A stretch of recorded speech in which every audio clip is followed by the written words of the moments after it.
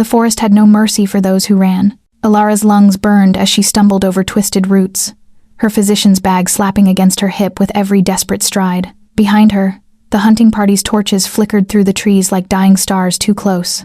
Always too close. They'd found the herbs in her cottage, the illegal morphine she'd used to ease old Thomas's death. The village elders had called it witchcraft, but she knew the real crime. She'd refused to let a man suffer for their god. Now she would burn for kindness. Her foot caught on exposed stone. She crashed forward, palms scraping bark as she caught herself against an oak. Blood welled from her abraded skin, hot and copper-bright in the November air. The scent of pine and rotting leaves filled her nose as she pressed her forehead to the rough trunk, counting her own ragged heartbeats. Thud-thud. Pause. Thud-thud-thud. The irregular rhythm she'd lived with since childhood. The flutter that had kept her from the dancing and courtship other girls enjoyed.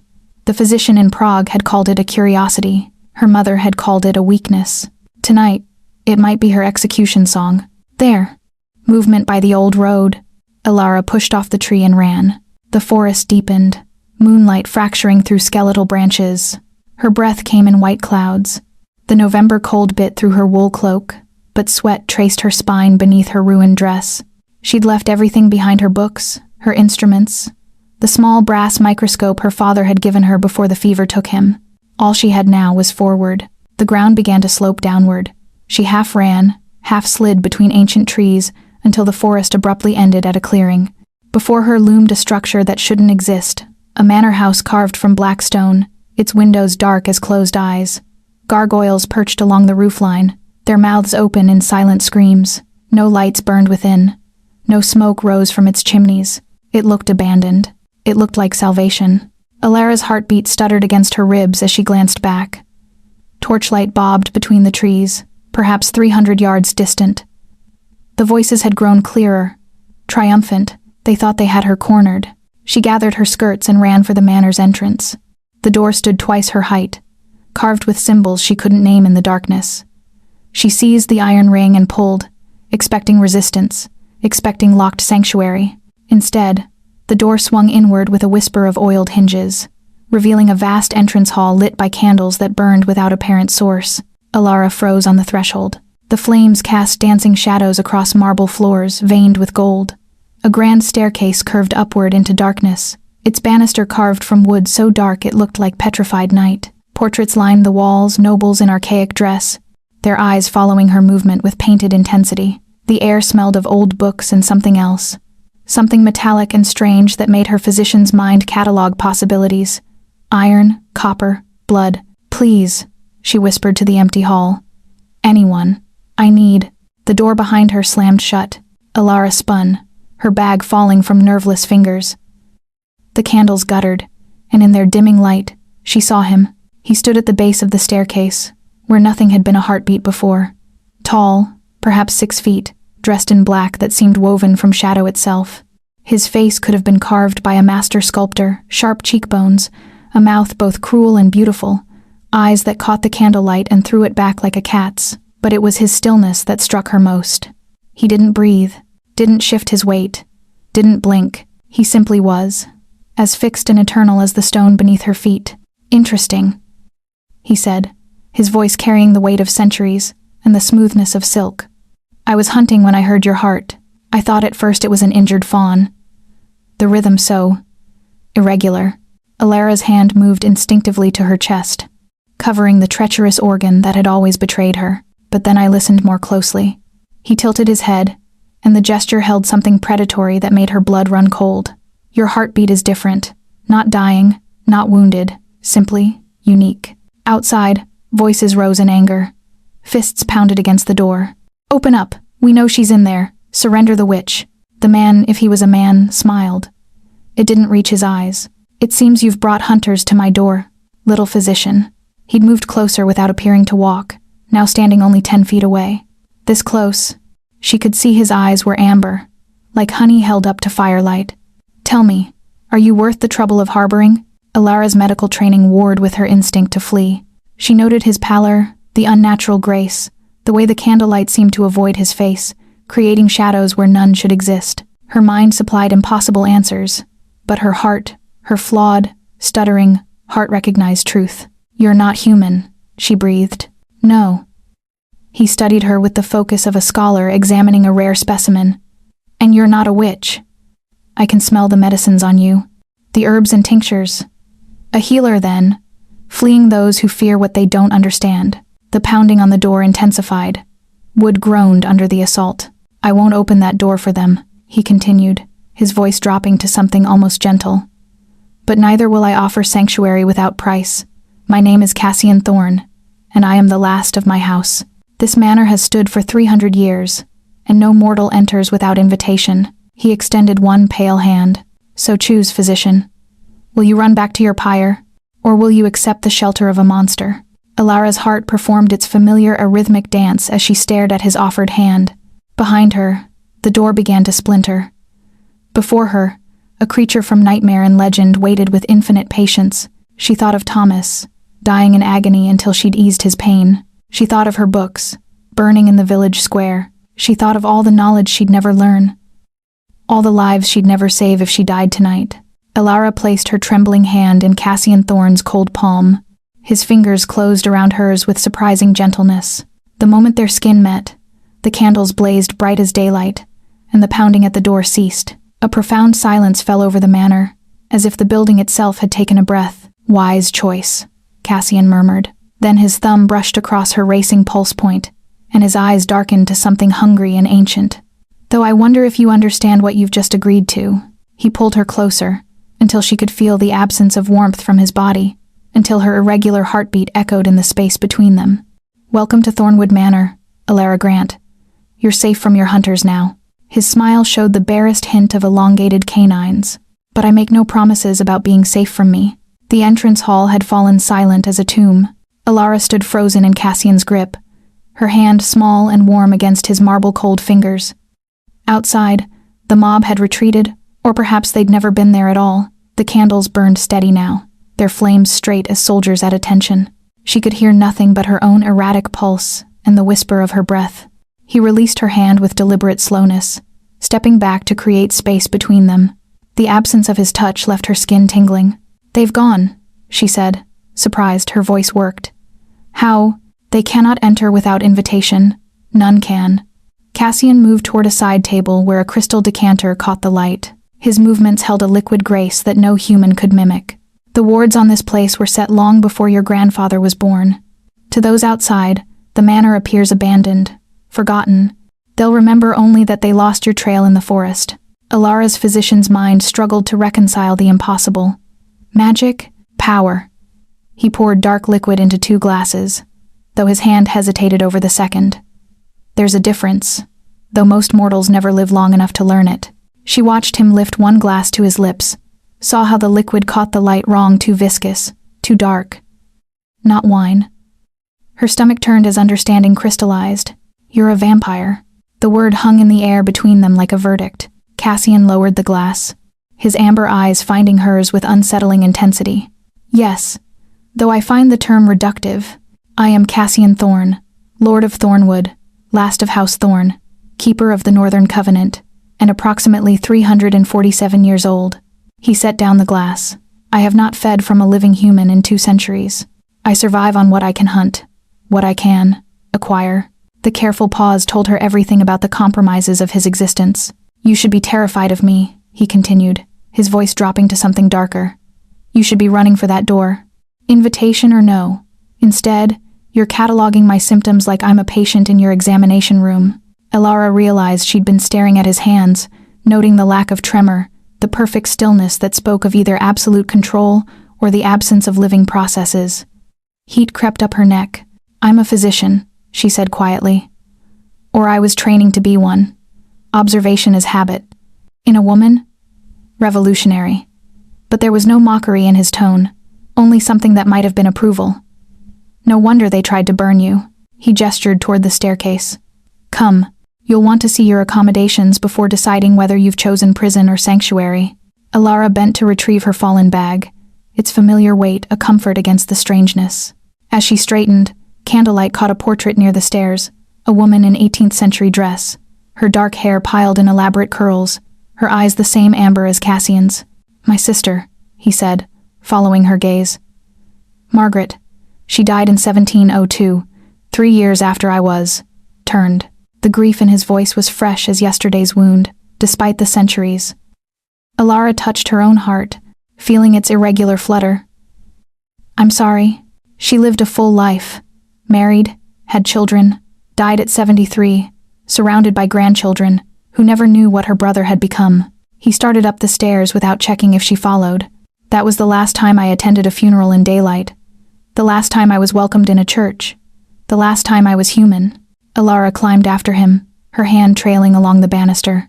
The wood felt warm beneath her palm, as if the manor itself lived. At the landing, a long corridor stretched into shadow, lined with closed doors. Cassian led her to the third door on the right. This was Margaret's room, he said, producing an iron key from nowhere. No one has occupied it since. It faces east, so you'll have morning sun. There's a lock on the inside. The implication was clear. I will not enter without permission. The door swung open to reveal a chamber that stole her breath. A 4-poster bed dominated the space, its emerald curtains embroidered with gold thread. A writing desk sat beneath tall windows, their heavy drapes drawn against the night. Shelves lined one wall, crammed with leather-bound volumes. A fireplace held fresh wood, waiting to be lit. It was more beautiful than any room she'd ever inhabited. There are clothes in the wardrobe, Cassian continued, standing carefully at the threshold. They're dated, but clean. Feminine things that Margaret left behind. You're near her height. His eyes traced Alara's frame with clinical assessment.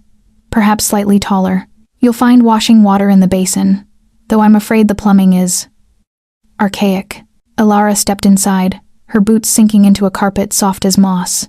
The scent of lavender drifted from sachets tucked among the bedding. Someone, Cassian, she realized, had preserved this space with devotion. Why? She asked, turning to face him. Why help me? He remained outside the room, his expression unreadable. Because your heartbeat is different. Because I was hunting rabbits in the eastern wood when I heard it, and I thought... He stopped himself, jaw tightening. I thought something was dying nearby, something young and wounded. When I found you instead, running from ignorance and fear. His hand gripped the doorframe, and she saw for the first time how his control cost him, the white-knuckled tension, the way he wouldn't meet her eyes. I remember what it feels like to be hunted, he finished quietly. Thunder rumbled in the distance. Rain began to tap against the windows, gentle at first, then building to a steady percussion. The temperature had dropped. Alara could see her breath now. Without thinking, she moved to the fireplace, kneeling to arrange kindling as her father had taught her. Allow me. Cassian crossed the threshold so quickly, she barely saw him move. He crouched beside her, and she noticed for the first time the dark veins visible at his wrists, the way his skin seemed stretched too tight over elegant bones. He snapped his fingers, and flame erupted from the kindling without need for flint or tinder. Alara jerked back. How? Old magic. Blood magic. The kind that costs more than it gives. He stood abruptly, putting distance between them. I should go. You need rest. We'll speak more in the morning, after you've had time to think clearly. Wait. She rose, brushing ash from her skirts. What happens now? Can I leave? Not immediately. The village will be watching the roads for days yet. His expression darkened. But you're not a prisoner, Alara Grant. When it's safe, if you wish to go, I'll provide you with everything you need. Money, documents, safe passage to the nearest city. And if I stay? The question surprised them both. Cassian studied her with those ancient eyes, and she saw hunger there, carefully leashed. Not just for blood, she realized. For conversation, for companionship, for something living in his eternal tomb. If you stay, he said slowly, then we'll need to establish rules. I keep mortal hours as much as my nature allows, but I cannot bear sunlight. I hunt at night, always away from human settlements. I have, intel David, needs that must be met, but never at your expense. You would have freedom of the manor and grounds, access to my library, my protection from any who would harm you. In exchange for what? Nothing. He moved toward the door, then paused. Perhaps company. I have not spoken to another soul in 3 years. The isolation grows heavy. Alara watched him retreat into the corridor's shadows. This creature who had saved her, who guarded his dead sister's room like a shrine, who hunted rabbits rather than humans.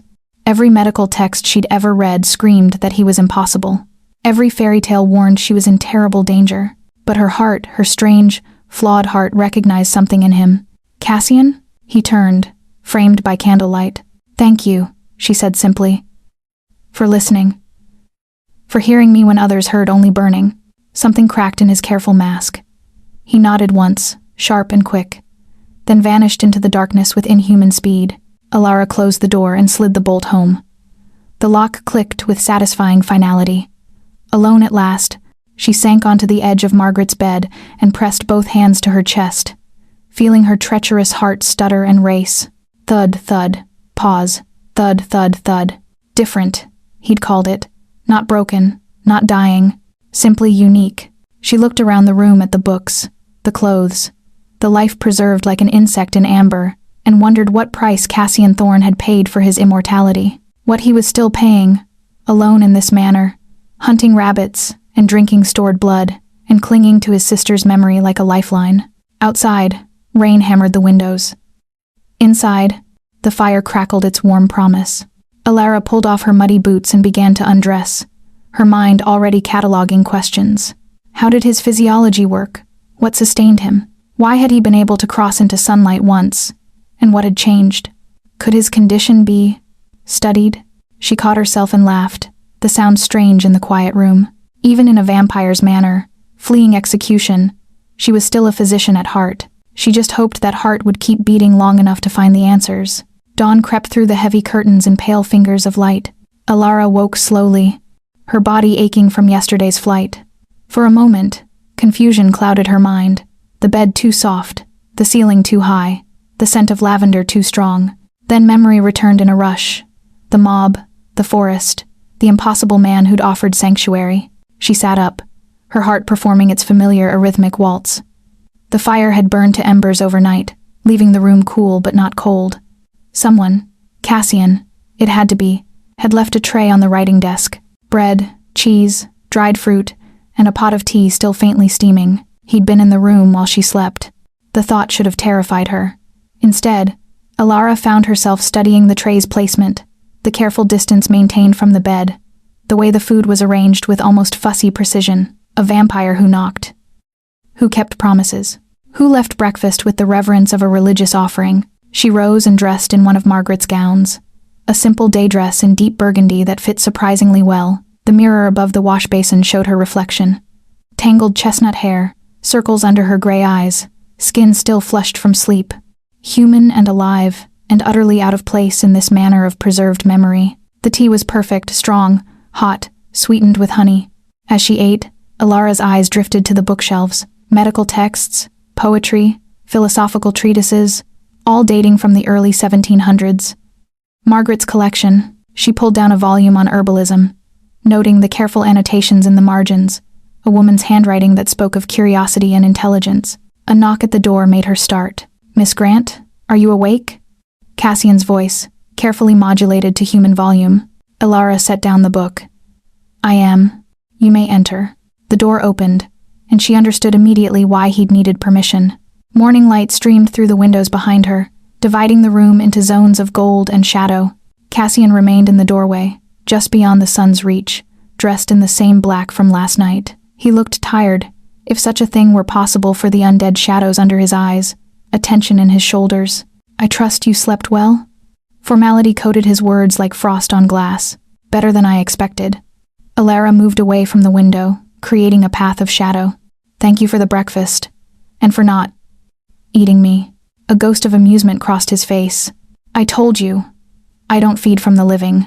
He stepped fully into the room, his movements careful as a dancer navigating glass. "I thought you might appreciate a tour of the manor today, particularly the library. I noticed you reading Margaret's books. I hope that's not presumptuous. Margaret would have liked you." He said it with certainty, and grief flickered across his features like distant lightning. She was fascinated by medicine. Used to trap me in conversations about humors and bloodletting, theories I found barbaric even then. Alara bristled despite herself. "Modern medicine has advanced significantly since 1699? I should hope so." His smile held genuine warmth. "I've kept up with developments as best I can. Journals, books, smuggled in from cities, Pasteur's germ theory. Lister's antiseptics, the discovery of anesthesia. I find it all rather miraculous. She stared at him. You study medicine? I study everything. When you have eternity, stagnation becomes the greatest danger. He gestured toward the door. Come. Let me show you why I've survived 3 centuries without losing my mind entirely. The corridor outside was even more impressive by daylight. Paintings lined the walls, landscapes, portraits, still lifes, each one a masterwork. Alara recognized styles from different eras, the evolution of artistic movements captured in oil and canvas. Did you paint these? Some. Others were acquired. He led her down the grand staircase, past more portraits of people who'd died centuries ago. I was terrible at first. It took me 50 years to develop any real skill. Immortality is humbling that way. You can't hide behind lack of time anymore. They turned left at the base of the stairs, entering a wing Alara hadn't seen last night. The manor revealed itself in layers. A music room with a dust-covered pianoforte, a conservatory where dead plants stood like skeletal reminders, a dining hall with a table that could seat 30, all empty, all silent. How long have you been alone? She asked quietly. Cassian's stride faltered. 3 years since the last servant left. She was 83, and I'd employed her family for 3 generations. Before that, I had companions occasionally, other vampires passing through, mortal guests who needed shelter. But House Thorn has been dying for 2 centuries. I'm the last. He stopped before a set of double doors carved with intricate symbols. His hand rested on the handle, and for a moment, he seemed almost nervous. This is my sanctuary, Alara Grant. I'm trusting you with it. The doors swung open, and she forgot to breathe. The library was a cathedral of knowledge. 3 stories of shelves rose toward a domed ceiling painted with celestial maps. Spiral staircases connected the levels, iron rails gleaming in light that poured through stained glass windows. Books, thousands of them, crammed every shelf. Scrolls filled special compartments. Manuscripts lay carefully preserved under glass. The scent of old leather and paper hung thick as incense. My God, Alara whispered. I started collecting after Margaret died. Cassian moved into the space with visible relaxation, as if crossing into holy ground. I needed something. Purpose beyond mere survival. So I decided to preserve what I could. Knowledge, history, art, things that would otherwise be lost.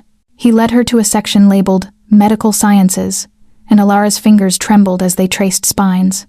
Vesalius's anatomy, Harvey's circulation, recent texts on surgery and pharmacology, books she'd only heard of, had never dreamed of touching. You have Gray's Anatomy, she breathed, pulling down the volume. First edition. I have the original manuscript for several chapters. Gray and I corresponded briefly before his death. Cassian watched her reaction with something like hunger. You may read anything you wish, study anything. I only ask that you handle them carefully. Alara looked up from the book, seeing him clearly for the first time. Not a monster, not a myth. A scholar trapped in a predator's body, collecting knowledge like armor against the emptiness of eternity. Why medicine? She asked.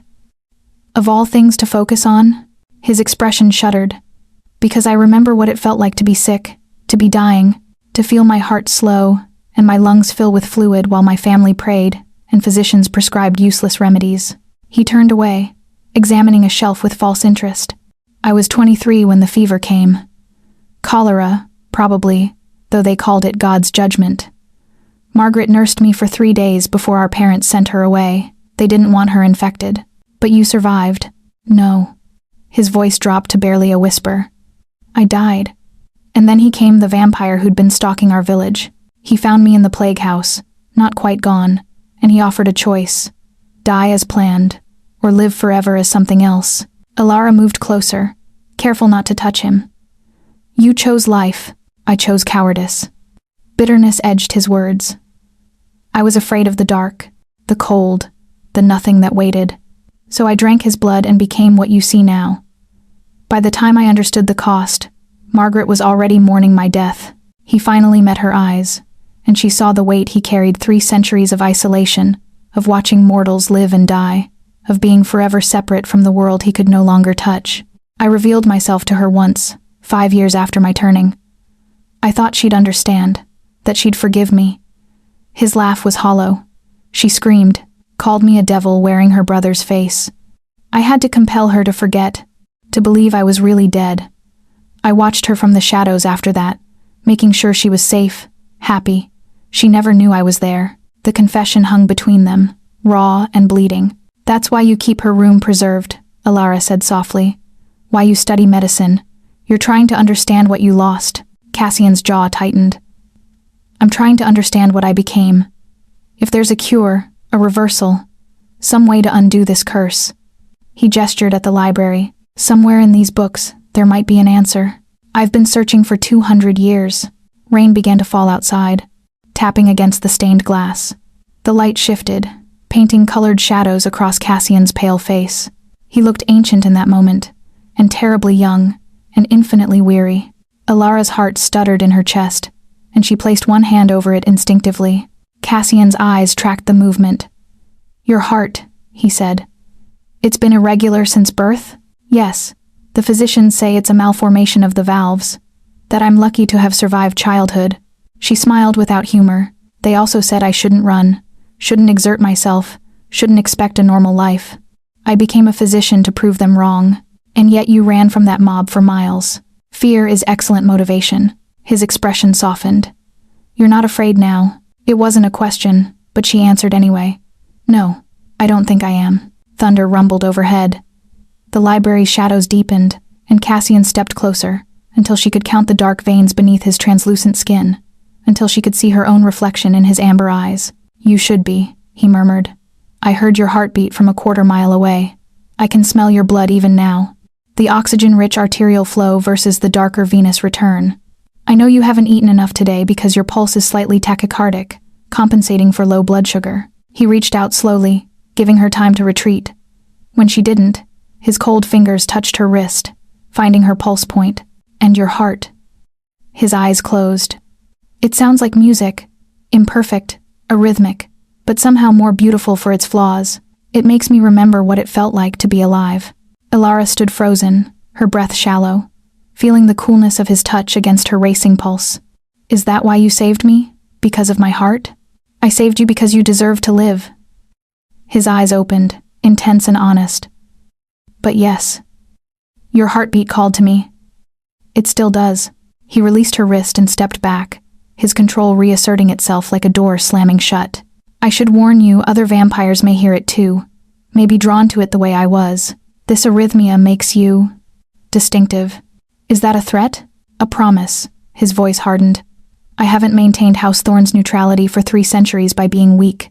Anyone who comes for you will answer to me. The declaration should have sounded like possession, like a predator claiming prey. Instead, it carried the weight of absolute certainty, of vows written in blood and stone. Alara found herself stepping toward him instead of away. Teach me, she said impulsively. About vampires, about your world, about the rules you live by. If I'm going to stay here, even temporarily, I need to understand what I'm facing. Cassian regarded her for a long moment. Are you certain? Some knowledge can't be unlearned. I'm a physician. Knowledge is what I do. A real smile broke across his face, transforming him from beautiful to devastating. Very well, Miss Grant. Consider yourself enrolled in the most unusual medical education in history. He offered his hand, cold and steady. Welcome to the archives of night. Try not to lose yourself in the darkness. Alara took his hand, feeling the absence of warmth, the marble smoothness of his skin. Her irregular heart stuttered once, twice, then steadied into its familiar imperfect rhythm. As thunder crashed outside and rain lashed the windows, she thought, this is insane. I'm learning medicine from a vampire. I'm trusting a predator. I'm not afraid when I should be terrified. But she didn't let go of his hand, and neither did he. 3 days passed like pages turning in an ancient book. Alara fell into a rhythm at Thornwood Manor. Her mornings spent in Margaret's room studying medical texts, her afternoons in the library discovering the vast catalog of Cassian's collection. He was a patient teacher, appearing each evening as twilight softened the manor's edges, bringing questions that forced her to think beyond the limitations of her previous training. Explain the pathology of consumption, he'd say, settling into the leather chair opposite hers in the library. Or, if a patient presents with jaundice and fever, what diagnostic steps would you take? He listened to her answers with absolute focus, occasionally offering insights from cases he'd witnessed across centuries. His knowledge was practical, observational, gathered from the edges of human suffering he'd watched but could not cure. On the third evening, as rain drummed against the library's windows, Cassian arrived carrying a leather-bound journal. His expression was troubled. The careful mask he usually wore cracked at the edges. "I want to show you something," he said without preamble. "But I need your word that you'll approach it scientifically, not emotionally." Alara set down her tea. "You have it." He handed her the journal, his fingers careful not to touch hers. The leather was soft with age, the pages yellowed but meticulously maintained. She opened it and found anatomical drawings detailed, precise sketches of a human body, but the notes beside them made her blood run cold. Day 1. Subject consent, given. Puncture wounds clean. Minimal trauma. Blood loss approximately 500 milliliters. Subject reports mild euphoria, no pain. Day 7. Second feeding. Subject requests continuation of arrangement.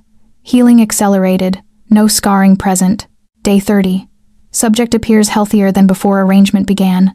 Weight increased, color improved, chronic cough resolved. You experimented on people. Alara's voice came out flat. With their full consent and generous compensation. Cassian's posture was rigid, defensive. This was 1803. I was trying to understand what I'd become, what my bite did to humans beyond simple blood loss. I needed to know if I was poison or cure. She turned the page, finding more notes, more drawings, theories about the properties of vampire saliva, its anticoagulant and healing properties, observations about subjects' increased vitality after regular, controlled feedings. I discovered that vampire saliva contains compounds that accelerate healing, boost immune response, even extend lifespan if exposure is regular and moderate. His voice carried the weight of scientific discovery and moral uncertainty, but it also creates dependence. The subjects began craving the bite, the euphoria it produced. 3 of them begged me to turn them. "Did you?" "No." The word was absolute. "Immortality isn't a gift, Alara. It's a sentence. I wouldn't inflict this existence on anyone, no matter how much they begged." She studied his face, the exhaustion there, the isolation that had carved lines, even time couldn't erase. "But you continued experimenting. For 50 years, until I understood enough to control my nature, to predict my needs, to live without creating victims." He gestured at the journal. "That's why I survive on animal blood now. It sustains me, barely, but it doesn't create the dependence that human blood does, doesn't forge the bond. Cassian hesitated, then rose and moved to the window. Rain streaked the glass, distorting the world beyond. When a vampire feeds from a willing human repeatedly, it creates a connection. The vampire can sense the human's emotions, location, physical state, and the human becomes. He searched for words. Addicted isn't quite right. Devoted. They would do anything for another bite. Another moment of that euphoria. That's why you've been so careful, Alara realized. Why you won't even touch me unnecessarily. You're afraid of creating that bond. I'm terrified of it. He turned back to face her, his amber eyes bright in the lamplight. I've seen what happens when vampires exploit that bond. They create thralls humans who are little more than addicts and puppets. I swore after Margaret's death that I would never do that to anyone. Thunder cracked overhead, and the library's lights flickered. Cassian tensed, his head tilting as if listening to something beyond human perception. Someone's on the grounds, he said quietly. Another vampire. And they're heading for the manor. Alara's heart stuttered. Is it? Wait here. He vanished before she could finish, moving with inhuman speed that left only disturbed air in his wake. But Alara had never been good at following orders. She grabbed a candelabra from the library desk and followed the path she'd seen Cassian take, down the corridor toward the entrance hall. Voices drifted up the stairs, 2 of them. One she recognized and one she didn't. Haven't seen you in 50 years, Cassian. I thought you'd finally turn to ash. The stranger's voice was female, rich with amusement and something darker. Alara crept to the landing where she could peer down through the banister rails without being seen. A woman stood in the entrance hall, shaking rain from her cloak. She was beautiful in the way predators are beautiful, all sharp lines and dangerous curves, with black hair that fell in waves to her waist. Her eyes were the same amber as Cassian's, marking her kind. Vivienne. Cassian stood between the woman and the stairs, his posture protective. What brings you to Thornwood? Can't an old friend visit? Vivienne smiled, showing too many teeth. I was passing through the region and heard interesting rumors. A physician fleeing witch hunters. A vampire who offered sanctuary. Tell me, Cassian, have you finally taken a mortal companion after all these years of righteous isolation? My affairs are none of your concern. Oh, but they are. Vivienne circled him slowly, her movements liquid and predatory. You know the Northern Covenant's rules. Any vampire harboring a mortal must register them, ensure they're not being held against their will, demonstrate that no thrall bond is being formed. Alara is my guest, not my thrall. Alara. Vivienne tasted the name like wine. Such a pretty name. I'd love to meet her. To verify her well-being. Cassian's hands clenched. You will not go near her. Territorial already? You work fast. Vivienne's laugh was cruel. Or perhaps it's that unusual heartbeat I heard from the road. A rhythmic, distinctive, the kind of thing that would call to a lonely vampire like a siren song. Have you fed from her yet, Cassian? Or are you still playing the noble monster? Alara's hand tightened on the candelabra. Her heart hammered its irregular rhythm, suddenly feeling like betrayal. I haven't touched her, Cassian said, his voice dropping to something dangerous. And you won't either. She's under House Thorne's protection. Protection. How quaint. Vivienne stopped circling, her attention sharp as a blade. But protection requires strength, old friend. And you're weak, I can smell it. When was the last time you fed on anything more substantial than rabbits? Cassian didn't answer. That's what I thought. Vivienne moved closer, until they stood mere inches apart. You're starving yourself into weakness, clinging to your precious morals while the world moves on without you. Meanwhile, I could hear that girl's heart from a quarter-mile away. Do you know what she'd be worth on the black market? Humans with unique blood, with distinctive traits. Collectors pay fortunes for them. Get out. Cassian's voice was pure authority, the weight of 3 centuries behind it. Now, or what? You'll fight me? Vivienne's smile turned vicious. You're not strong enough, Cassian. Not anymore. And when word spreads about your unusual guest, others will come. Vampires who aren't bound by your outdated sense of honor. She turned toward the door, then paused. I'll give you 3 days. Either register her with the Covenant properly, or I'll be back with witnesses to ensure you're not breaking the laws we all agreed to follow. Vivienne, 3 days. Then that girl becomes everyone's business. She vanished into the night, leaving only the echo of rain and the heavy silence of threat. Cassian stood motionless in the empty hall, his shoulders rigid with tension. After a moment, he spoke without turning. You can come down now, Alara. I know you're there. She descended slowly, the candelabra still gripped in her hand like a weapon. Cassian watched her approach, his expression unreadable. I'm sorry you heard that, he said quietly. Is it true? About the black market? The collectors? Yes. No hesitation, no comfort. Humans with rare blood types, unusual physiological traits, even just exceptional beauty vampires trade them like commodities. The Northern Covenant outlawed the practice a century ago, but enforcement is limited. Alara thought of her distinctive heartbeat, the thing that had always made her different, now marking her as prey. And this covenant? What does registration mean? It means I would formally declare you under my protection, which would prevent most vampires from touching you. He finally met her eyes. But it also means submitting to regular inspections, proving that I'm not creating a thrall bond, demonstrating that you're here voluntarily and mentally sound. And if I wanted to leave, then you could. The Covenant protects mortal agency above all else. His jaw tightened. But Alara, if you leave now, unprotected, other vampires will hunt you. Your heartbeat is too distinctive. Vivienne alone wouldn't risk the Covenant's wrath, but she has allies who would. The trap closed around her with perfect clarity. Stay and risk being bound to Cassian. Leave and be hunted by creatures she couldn't fight. What do you want me to do? She asked. I want you to be safe. The simple honesty in his voice made her chest ache. But I won't force your choice. If you want to leave, I'll take you to a city, set you up with a new identity, give you everything you need to disappear. It won't guarantee your safety, but it would give you a chance. Or I stay, and you register me. Yes. Alara looked around the entrance hall at the portraits of the dead, the candles that burned without source, the beautiful prison that had become an accidental sanctuary. Her heart performed its familiar arrhythmic dance, the sound that had drawn predators and saviors in equal measure. If I stay, she said slowly, I want to continue my medical education. I want full access to your library, your journals, your research, and I want the truth about what you are, what you need, no more secrets. Cassian moved closer, stopping just outside the range where she'd have to tilt her head to meet his eyes. Agreed. But in return, I need your absolute honesty. If you feel the bond beginning, if my presence starts to affect you in ways that feel unnatural, you have to tell me immediately. How will I know? You'll crave my company, my touch. The bond makes mortals feel safe, happy, almost euphoric around the vampire. His voice dropped. It's insidious because it mimics real affection. You have to trust yourself enough to know the difference. Alara thought of the past 3 days. The easy conversations, the way she'd started to anticipate his evening arrivals. Was that natural curiosity, or the beginning of something more dangerous? I'll tell you, she promised. The moment I'm not certain. Good. He extended his hand, formal as a contract. Then let's register you properly.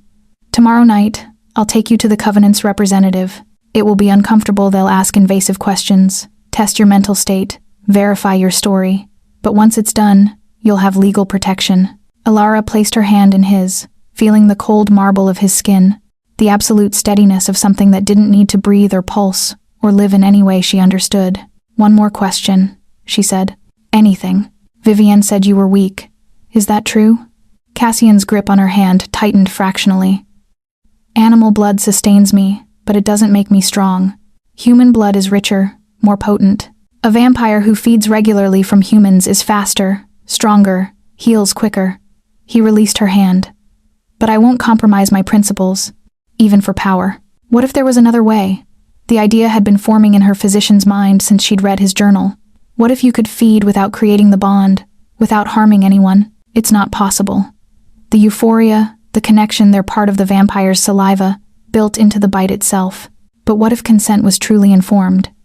What if the donor understood the risks, the biological mechanism, and still chose to help? Alara met his stunned expression. What if I volunteered? The air between them crystallized into something electric and terrifying. No, Cassian's voice was iron. Absolutely not. Why? Because you're afraid of hurting me?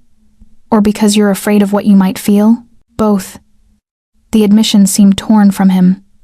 Alara, you don't understand what you're offering. The moment I bite you, everything changes. Your blood would be in my system, your heartbeat in my head. I'd know your emotions, your location, your every physical response. That's not protection, it's invasion. Or partnership. She held his gaze, refusing to look away. You said yourself that regular, controlled feeding created health benefits. What if we approached this scientifically? What if we documented everything, maintained strict boundaries, treated it as research rather than feeding? You're serious. I'm a physician offering a patient a potential treatment. She smiled slightly. And you're a scholar who's been starving himself for 200 years rather than risk harming someone. Maybe it's time to try a different approach. Cassian stared at her for a long moment, conflict warring across his features. Finally, he shook his head. Ask me again in 3 days, he said quietly. After the registration, after you've had time to think clearly without the pressure of Vivienne's threats. If you still want to do this, if you're absolutely certain, we'll discuss it then. We'll discuss it then, he agreed. But as he turned away, she saw his hand tremble just once, just barely before he clenched it into a fist. And Alara knew that he wanted to say yes, that he was terrified of how much he wanted it. Outside, the storm intensified. Lightning split the sky, illuminating the manor in stark white flashes. And somewhere in the darkness beyond Thornwood's wards, Vivienne smiled. Her report to the Covenant already forming. The game had changed. The stakes had risen. And neither Alara nor Cassian fully understood how much danger they were walking into. The carriage moved through the night like a ghost through fog. Alara sat across from Cassian, her hands folded in her lap to hide their trembling. They'd been traveling for an hour, the horses moving at an unnatural pace that suggested Cassian's influence extended beyond the manor's walls. Outside the windows, forest gave way to rolling hills, then to the outskirts of a town she didn't recognize. The Covenant meets in different locations, Cassian explained, noting her observation. We're heading to a neutral house, owned by a vampire old enough to remember when these lands had different names. How old? 800 years, give or take. His tone was conversational, but tension radiated from his too still posture. His name is Aldrich, and he's served as regional arbiter for 3 centuries. He's fair, by vampire standards, but he's also pragmatic. He won't hesitate to rule against me if he thinks I'm violating covenant law. Alara adjusted the borrowed cloak, another of Margaret's, smelling faintly of lavender and thyme. And Vivienne? Will she be there? Likely. She's the one who invoked the inspection. His jaw tightened. She'll push for the maximum scrutiny, try to find any excuse to claim I'm creating a thrall bond. We need to be careful, Alara. They'll try to separate us, question you alone, test your reactions to my presence. What kind of tests? Psychological assessment, mostly. They'll ask about your feelings toward me, your motivations for staying, whether you experience euphoria or compulsion in my presence. He finally met her eyes. They're trying to determine if you have free will, or if my bite has compromised your judgment. But you haven't bitten me. They don't know that. His smile was grim. And if Vivienne suspects you've offered yourself as a donor, she'll use that against us. She'll claim I've manipulated you into compliance. The carriage slowed, turning onto a private drive lined with ancient oaks. Through the trees, Alara glimpsed a manor house that made Thornwood look modest by comparison. 3 stories of pale stone, windows blazing with light, gargoyles perched along every roofline like sentinels. "Stay close to me," Cassian murmured as the carriage stopped. "Answer their questions honestly, but don't volunteer information. And whatever happens, remember you're under House Thorn's protection. They can't touch you without violating laws older than Christianity." The door opened, and a figure stood waiting. Tall, silver-haired, dressed in clothes that managed to be both medieval and timeless. His eyes glowed amber in the lamplight, and when he smiled, Alara saw fangs that put Cassian's to shame. "Cassian Thorn," the vampire said, his voice carrying the weight of centuries. "It's been too long, and this must be the physician with the unusual heart. Aldrich." Cassian descended first, then offered Alara his hand. She took it, grateful for the cold steadiness, as her own pulse stuttered. "Thank you for seeing us on such short notice. When Vivienne petitions for an emergency inspection, I take it seriously." Aldrich's gaze moved to Alara, assessing.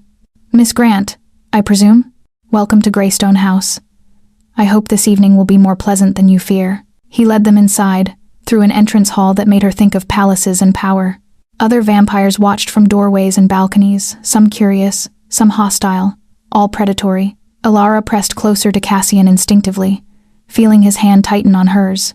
They entered a formal chamber where Vivienne waited, flanked by 2 other vampires Alara didn't recognize. A long table dominated the space, lit by hundreds of candles.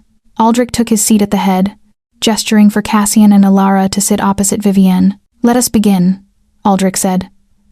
"Vivienne Blackwater has petitioned for formal inspection of Cassian Thorn's harboring of the mortal Alara Grant.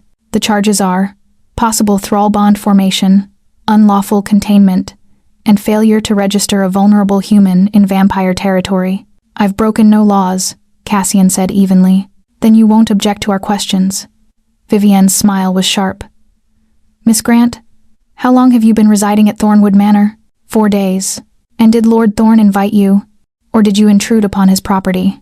"I sought sanctuary from persecution. He granted it." "How charitable." Vivienne's tone dripped poison. "Tell me, in those 4 days, has Lord Thorn fed from you?" Alara met her amber eyes steadily. "No." "Has he touched your blood in any way? Tasted it, tested it, examined it?" "No." "Have you offered him your blood?" The question hung in the air like a blade. Alara felt Cassian tense beside her, felt the weight of every vampire's attention focusing on her answer. "I have," she said calmly. He refused. Murmurs rippled through the assembled vampires. Vivienne leaned forward, triumph glittering in her eyes. "And why would you offer something so intimate to a vampire you'd known for mere days?" "Because I'm a physician, and he's been starving himself for centuries rather than risk harming anyone. I saw an opportunity for mutually beneficial research." "Research?" Vivienne laughed. "How clinical. Tell me, Miss Grant, when you look at Lord Thorn, what do you feel?" The test. This was the test Cassian had warned her about. Alara took a slow breath, organizing her thoughts with the precision of medical diagnosis. "I feel curiosity, respect for his knowledge, gratitude for his protection, wariness of his nature." She paused. "And pity for his isolation. Not attraction, not desire, not the euphoric comfort that comes from thrall bond formation?" "I'm attracted to knowledge, Miss Blackwater. Lord Thorn possesses 3 centuries of it. If that creates desire, it's for learning, not for his person. The answer was calculated to be both true and clinical. Alara didn't mention the way her heart raced when Cassian entered a room, or how she'd begun to listen for his footsteps.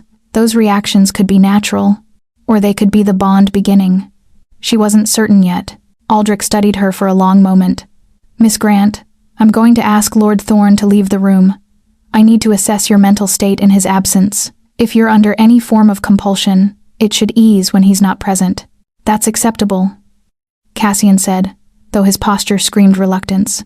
"No touching her," he added, his voice dropping to command. "No feeding, no testing, no physical contact of any kind." "Agreed." Aldrich nodded to the door. "Please wait in the antechamber. This won't take long." Cassian rose slowly, his eyes meeting Alara's. She saw the question there. "Will you be all right?" She nodded once, firm. He left, and the room's atmosphere shifted immediately. The vampires closed in slightly, their predatory nature no longer tempered by Cassian's protective presence. Alara forced herself to breathe evenly, to keep her heartbeat as steady as her faulty rhythm allowed. Aldrich stood and circled the table, stopping behind her chair. "Miss Grant, I'm going to place my hand on your shoulder. This will allow me to sense if any vampire magic is influencing your thoughts. Do you consent?" "Yes." His hand settled on her shoulder, cold, heavy, ancient. Alara felt a strange pressure in her mind, like fingers pushing gently against her consciousness. Not painful, but invasive. Searching. After a moment, he withdrew. "No compulsion, no thrall bond. Her mind is entirely her own." Vivienne's expression soured. "That's impossible. I heard her heartbeat. It's been drawing vampires from miles away." "Cassian must have what?" Aldrich's voice sharpened. "Protected a vulnerable human, as is his right under covenant law, resisted feeding despite provocation. By all accounts, Vivienne, Lord Thorn, has behaved with exemplary restraint, but the bond is not present. I would sense it." Aldrich returned to his seat. "Miss Grant, you're free to leave Thornwood whenever you choose. Do you wish to leave?" Alara considered the question seriously. She thought of the library, the research, the possibility of understanding Cassian's condition. She thought of the village that had tried to burn her, the world outside that would never let a woman practice medicine freely. And she thought of Cassian himself, isolated, brilliant, clinging to his humanity, despite everything that tried to strip it away. "No," she said quietly. "I wish to stay, at least until I've completed my medical education. Lord Thorn has offered me access to resources I could never access elsewhere, and when your education is complete, then I'll decide where to go next. But it will be my choice." Aldrich nodded slowly. "Very well. Lord Thorn will be required to submit monthly reports on your well-being. If at any point you wish to leave, send word to me directly. I'll ensure safe passage anywhere you wish to go." He gestured, and Cassian was allowed back in. The relief on his face was carefully masked, but Alara saw it in the way his shoulders dropped fractionally. "The inspection is complete," Aldrich announced. "Miss Grant shows no signs of compulsion or thrall bond. She is staying at Thornwood of her own free will, with full understanding of Lord Thorn's nature. House Thorn's protection is recognized and registered." "This is a mistake," Vivienne said, rising. "That girl's heartbeat will draw every vampire in the region. Cassian can't protect her forever. Then perhaps others should exercise the same restraint Lord Thorn has shown." Aldrich's tone brooked no argument. "This hearing is concluded. Miss Grant is under formal covenant protection. Any vampire who harms her will answer to me personally." The pronouncement carried the weight of absolute law. Vivienne's eyes blazed with fury, but she bowed stiffly and swept from the room, her companions following.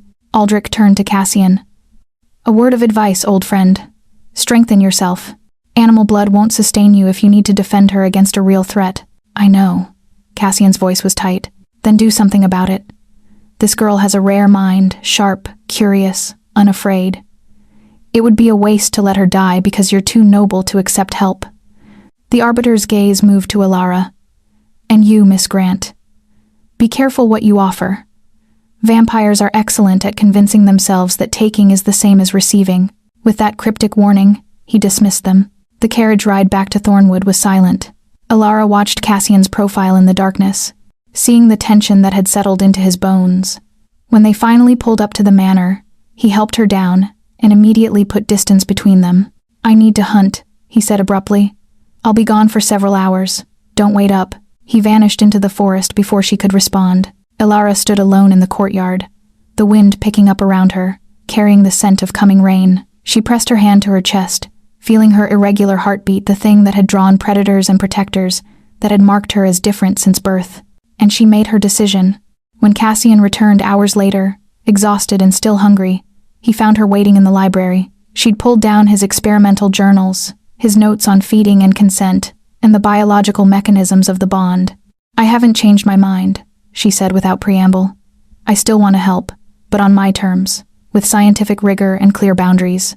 Cassian stood in the doorway, his amber eyes bright with hunger and fear, and something that might have been hope. "Tell me your terms," he said quietly. And Ilara began to outline the most dangerous medical experiment either of them had ever attempted. They established the terms over 3 nights.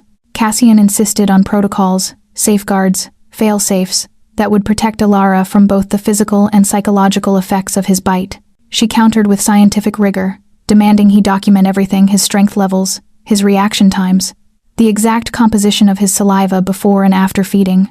They worked in the library, papers spread across the table between them like a battlefield of scholarship and fear. "First feeding will be minimal," Cassian said, his pen scratching across parchment.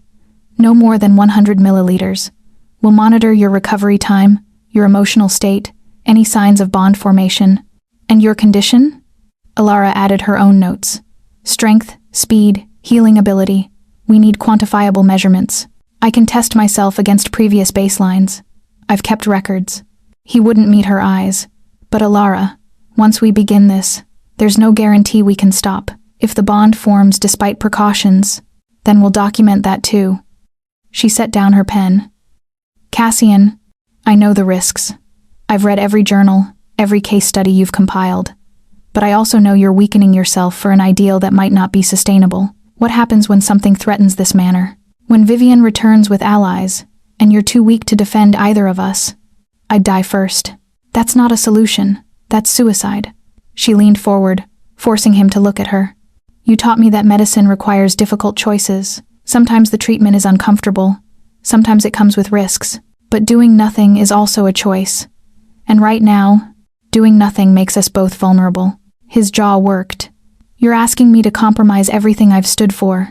I'm asking you to trust me, to trust that I'm informed enough to consent, strong enough to maintain my agency, and intelligent enough to recognize if the bond begins to form." She softened her voice. "You've spent 200 years protecting everyone else. Let someone protect you for once." The silence stretched between them, filled only by the crackling fire and the whisper of rain against windows. Finally, Cassian nodded.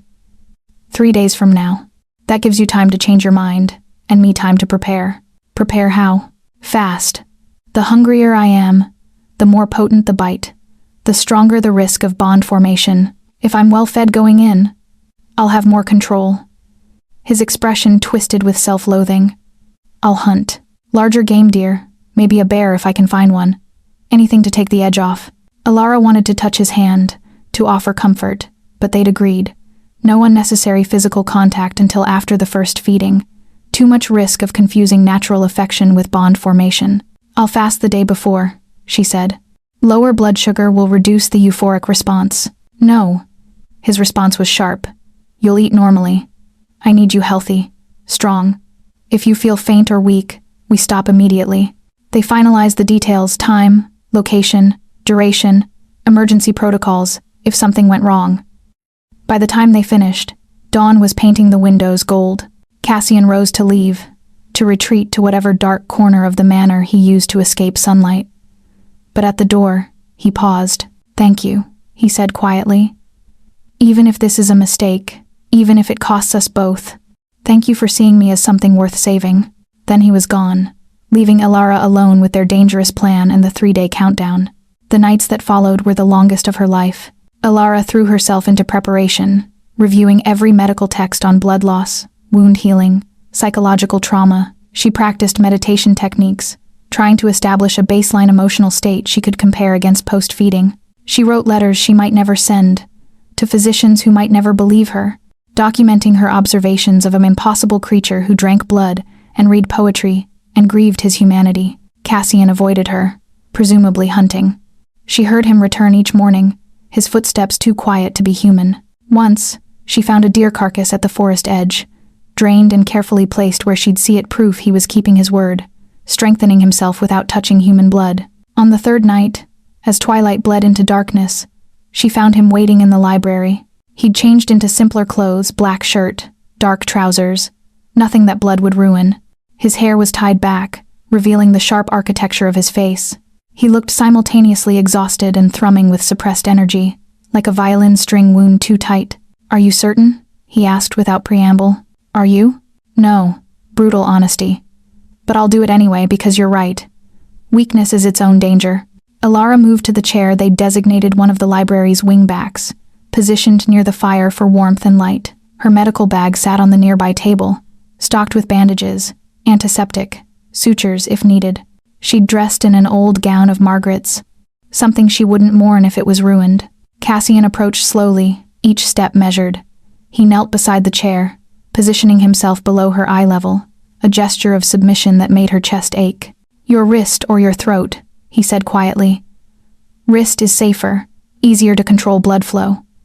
Throat is more traditional, but more dangerous. Wrist." She extended her left arm, palm up, exposing the delicate network of veins beneath pale skin. "We're scientists, not romantics." A ghost of a smile crossed his face. Spoken like a true physician, he took her hand in both of his, cold fingers cradling her warmth. His thumb traced her pulse point, counting the irregular rhythm. "Last chance to stop this," he murmured. "I know. Last chance for me to be noble." "You're noble enough. Now bite me before I lose my nerve." Cassian's eyes met hers, amber catching firelight, and she saw everything there: hunger, fear, hope, desperation. Then he lowered his head, and she felt the press of his lips against her wrist. A kiss, first, gentle, reverent, apologetic, then the bite. Pain lanced through her arm, sharp and bright. Alara gasped, her free hand gripping the chair's armrest. But beneath the pain came something else, warmth spreading from the wound, honey-thick and drowning. Her heart stuttered, then raced, pumping blood toward the breach. She felt his mouth seal over the puncture, felt the pull of suction, felt her life flowing into his death. This is what vampires feel, she thought distantly. This power, this intimacy, this terrible communion. Cassian's grip on her arm tightened. His throat worked as he swallowed. Once, twice, the warmth intensified, becoming heat, becoming something that made her bones feel liquid, and her thoughts scatter like startled birds. "No," she thought. "Stay focused. Observe. Document." She forced herself to catalog sensations. Lightheadedness expected. Euphoria, noted in literature. The strange desire to tilt her head and offer more potential bond formation, monitor closely.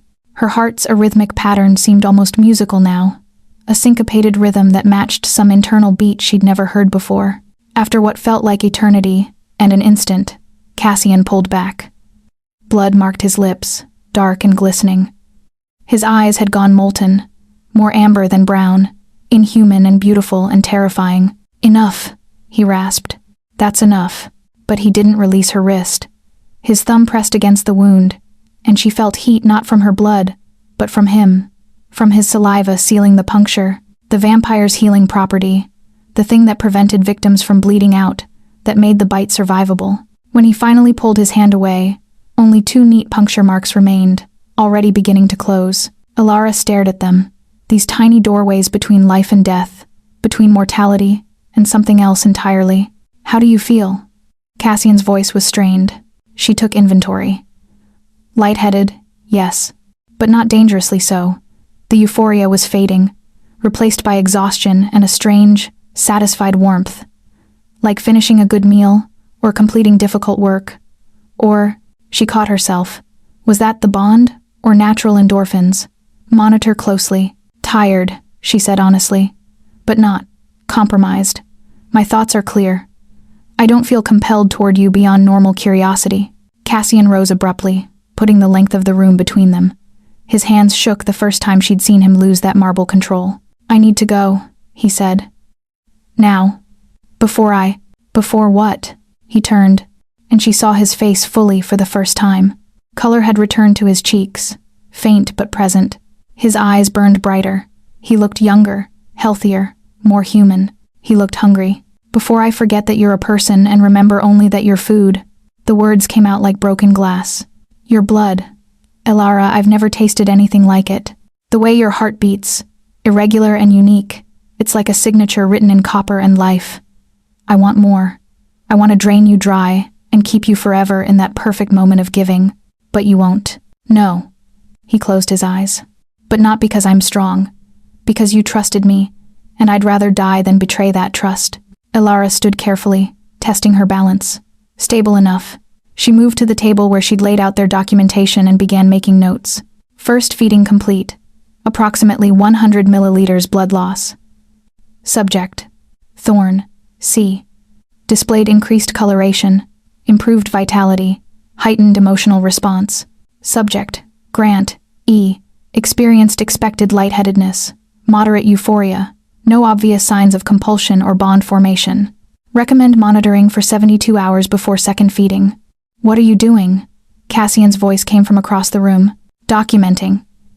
That's what scientists do. You just donated blood to a vampire, and you're taking notes? Yes. She looked up, meeting his incredulous gaze.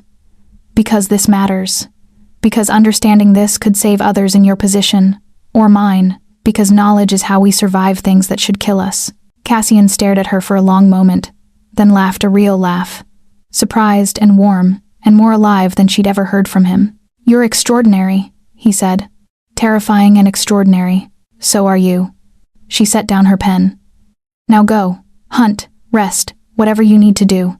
I'll be here when you're ready to discuss the results. He nodded and turned to leave. But at the door, he paused. Elara, your heartbeat, it's... He struggled for words. It's the most beautiful sound I've ever heard. Flawed and perfect and entirely yours.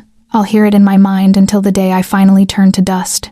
Then he was gone, leaving her alone with the fading warmth of the bite and the terrifying knowledge that she'd just crossed a line from which there might be no return. Elara touched the marks on her wrist, feeling the sealed punctures, the evidence of their covenant. And deep in her chest, her irregular heart beat on. Thud, thud. Pause. Thud, thud, thud. Different, as it had always been. But now, for the first time in her life, her difference felt like power rather than weakness. Outside, something howled in the forest, animal or vampire. She couldn't tell. And in the library of Thornwood Manor, Elara Grant smiled and kept taking notes. 3 days after the first feeding, Elara woke to find her world had shifted. Not dramatically, there were no visions, no supernatural compulsions, no sudden overwhelming desire to throw herself at Cassian's feet. But small things had changed. She could feel him in the manor now, a constant presence at the edge of her awareness. When he was in the library, she knew before entering. When he hunted in the forest, she sensed his absence like a missing tooth, and her dreams had changed. She sat at Margaret's writing desk, documenting these observations with clinical precision, while trying to ignore the tremor in her hand. Day 3 post-feeding. Increased awareness of subject's location, within approximately 200-yard radius. No change in autonomy or decision-making capability. Dreams feature subject prominently, but content remains non-erotic and focused on conversation, intellectual exchange. Conclusion. Possible early-stage bond formation, but within acceptable parameters. She didn't write about how those dreams felt, how Cassian's voice in them carried warmth, instead of the careful distance he maintained while awake. How she'd woken reaching for something that wasn't there. A knock at the door interrupted her analysis. Come in, she called, knowing who it would be. Cassian entered carrying a breakfast tray, his movements careful and deliberate. The past 3 days had transformed him visibly, the hollows under his eyes had filled. His skin had warmed from marble white to alabaster. And when he moved, it was with predatory grace, rather than exhausted restraint. He looked healthy, powerful, dangerous. You're avoiding the library, he said without preamble, setting the tray on her desk. Why? Elara met his amber eyes. Because I can feel when you're there, and I wanted to test if distance would weaken the sensation. His jaw tightened. The bond is forming. A connection is forming, she corrected. Bond implies compulsion, loss of agency. I still have both. But yes, I'm aware of you in ways I wasn't before the feeding. She gestured to her notes. I'm documenting everything. So far, It's within expected parameters based on your journals. Cassian moved to the window, staring out at the gray morning. In my journals, subjects were always human, vulnerable to the euphoria, the psychological dependence. You're different. Your analytical mind is fighting the bond's formation. Is that bad? I don't know. He turned to face her.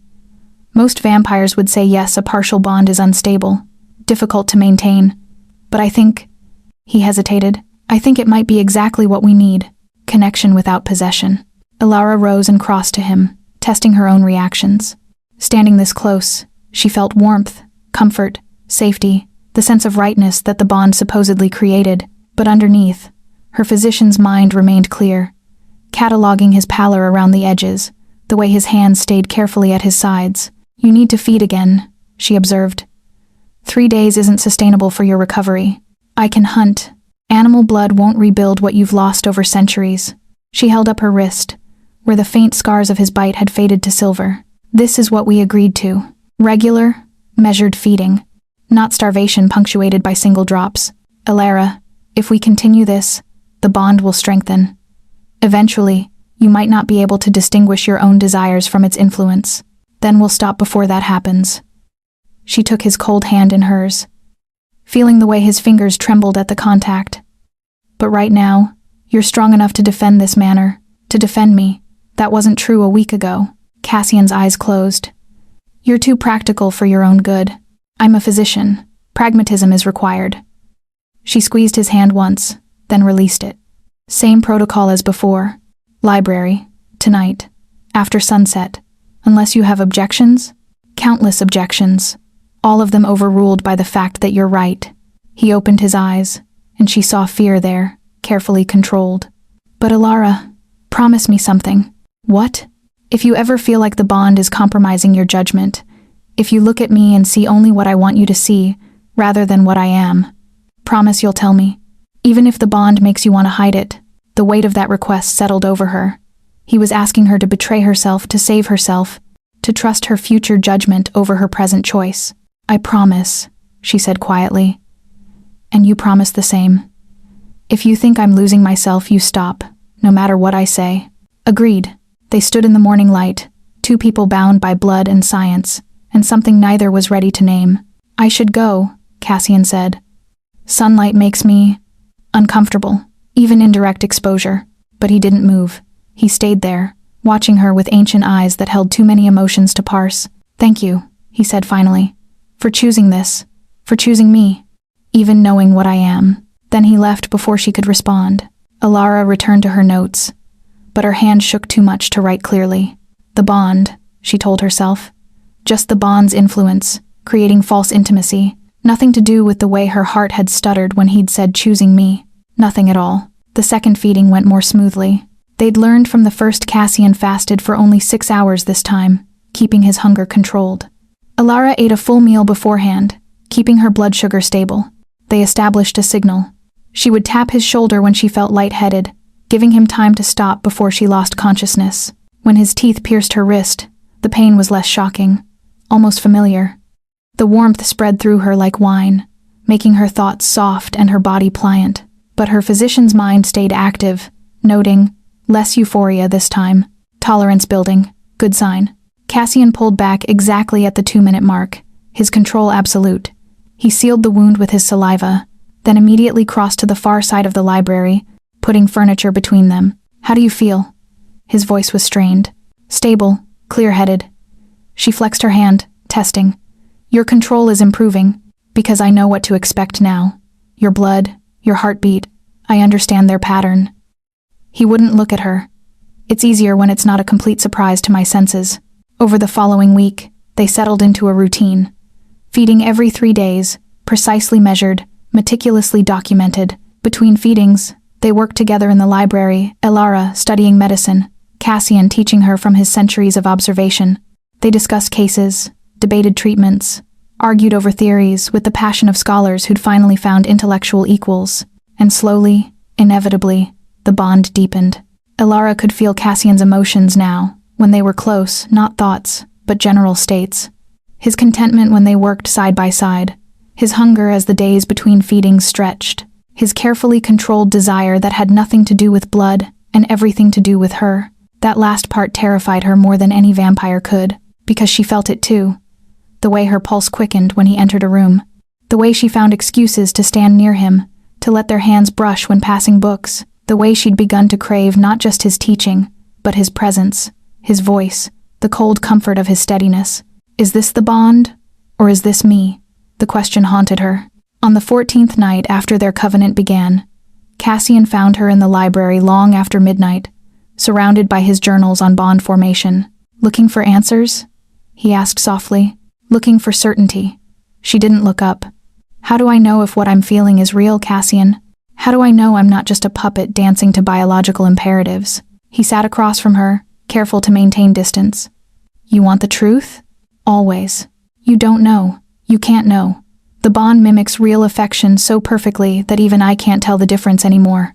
His honesty cut like a scalpel. I feel connected to you in ways I haven't felt since Margaret died. But is it genuine? Or is it just your blood in my system, creating false intimacy? I don't have an answer. Alara finally met his eyes. That's terrifying. Yes, but you're still honest about it. You're not pretending, not manipulating me into believing this is something it might not be, because that would be a betrayal worse than any bite. He leaned forward, elbows on knees.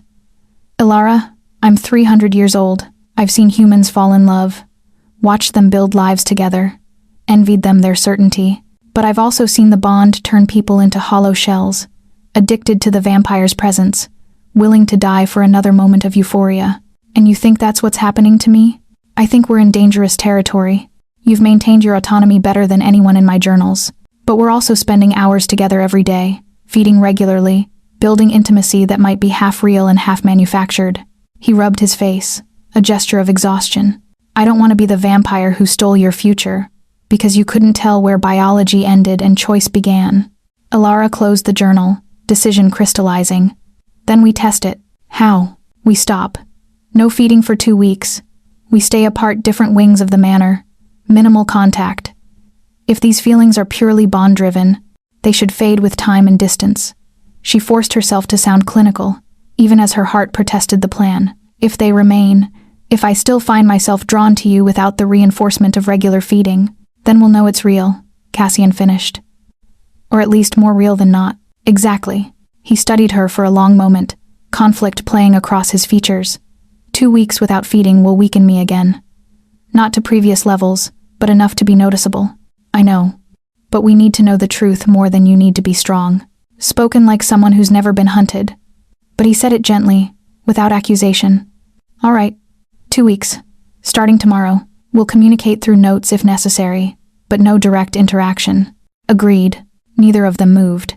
They sat in the lamplight, on opposite sides of the table, and Alara felt the connection between them like a physical cord. Strong, undeniable, possibly artificial. For what it's worth, Cassian said quietly. I hope it's real. I hope when 2 weeks pass and I see you again, I still feel this. Whatever this is.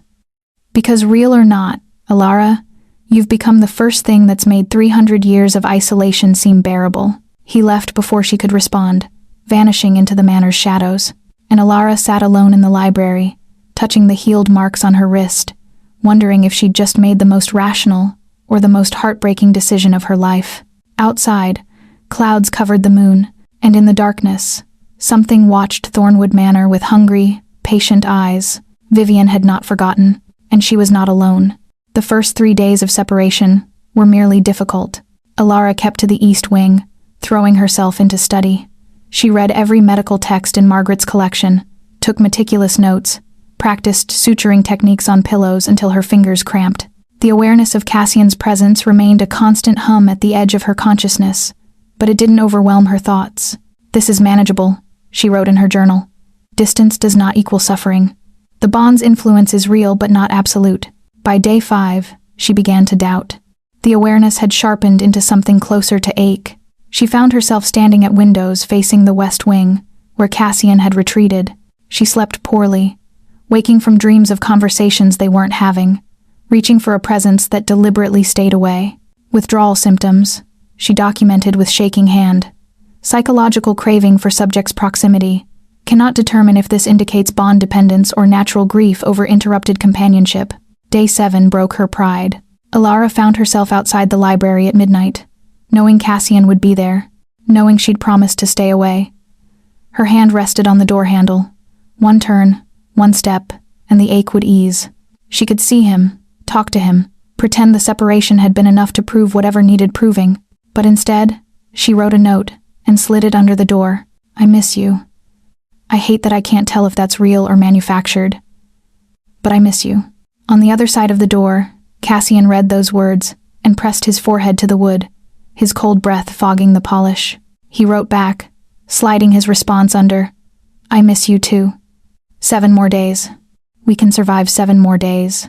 Neither of them mentioned that Cassian looked thinner, that his movements had slowed, that the vitality gained from regular feeding was already fading. Neither mentioned that Alara had lost weight, that circles had appeared under her eyes, that her irregular heartbeat seemed even more erratic without his steadying presence.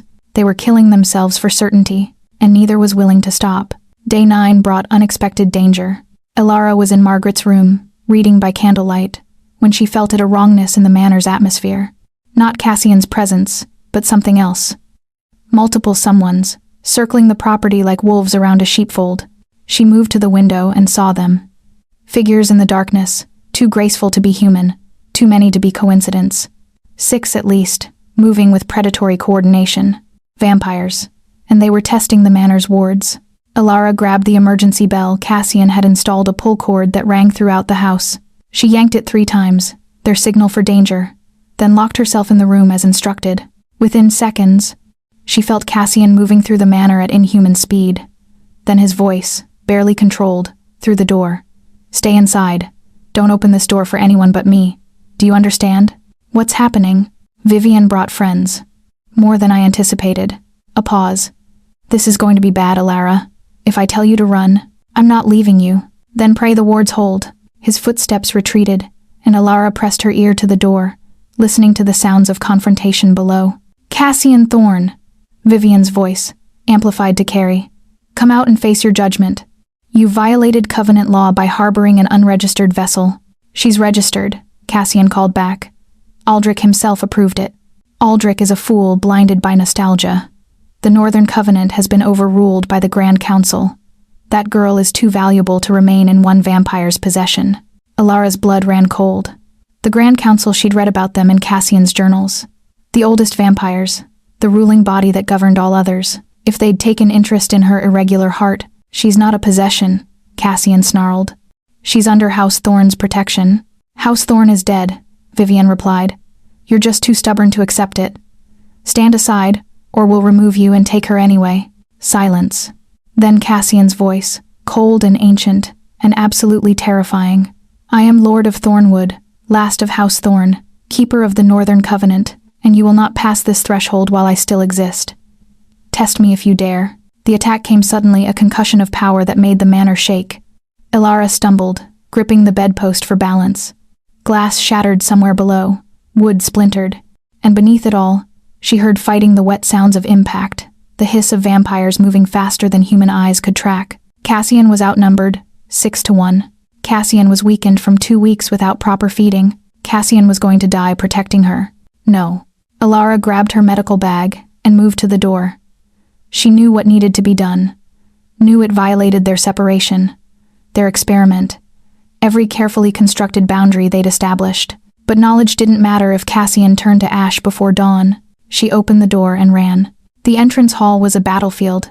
3 vampires lay unmoving, dead or torpid. She couldn't tell. Cassian stood at the center, blood streaking his face from a cut that wasn't healing, his movements slower than they should be. Vivian circled him with 2 companions, testing his defenses, waiting for the weakness that starvation had created. Alara, no. Cassian's head snapped toward her. Get back. Vivian moved like lightning, suddenly between Cassian and the stairs. The vessel comes to us willingly. How convenient. Don't touch her. Cassian lunged, but he was too slow. One of Vivian's companions intercepted him, slamming him into the wall with bone-cracking force. Alara descended the stairs with her heart hammering its arrhythmic song, loud enough that every vampire in the hall turned toward the sound.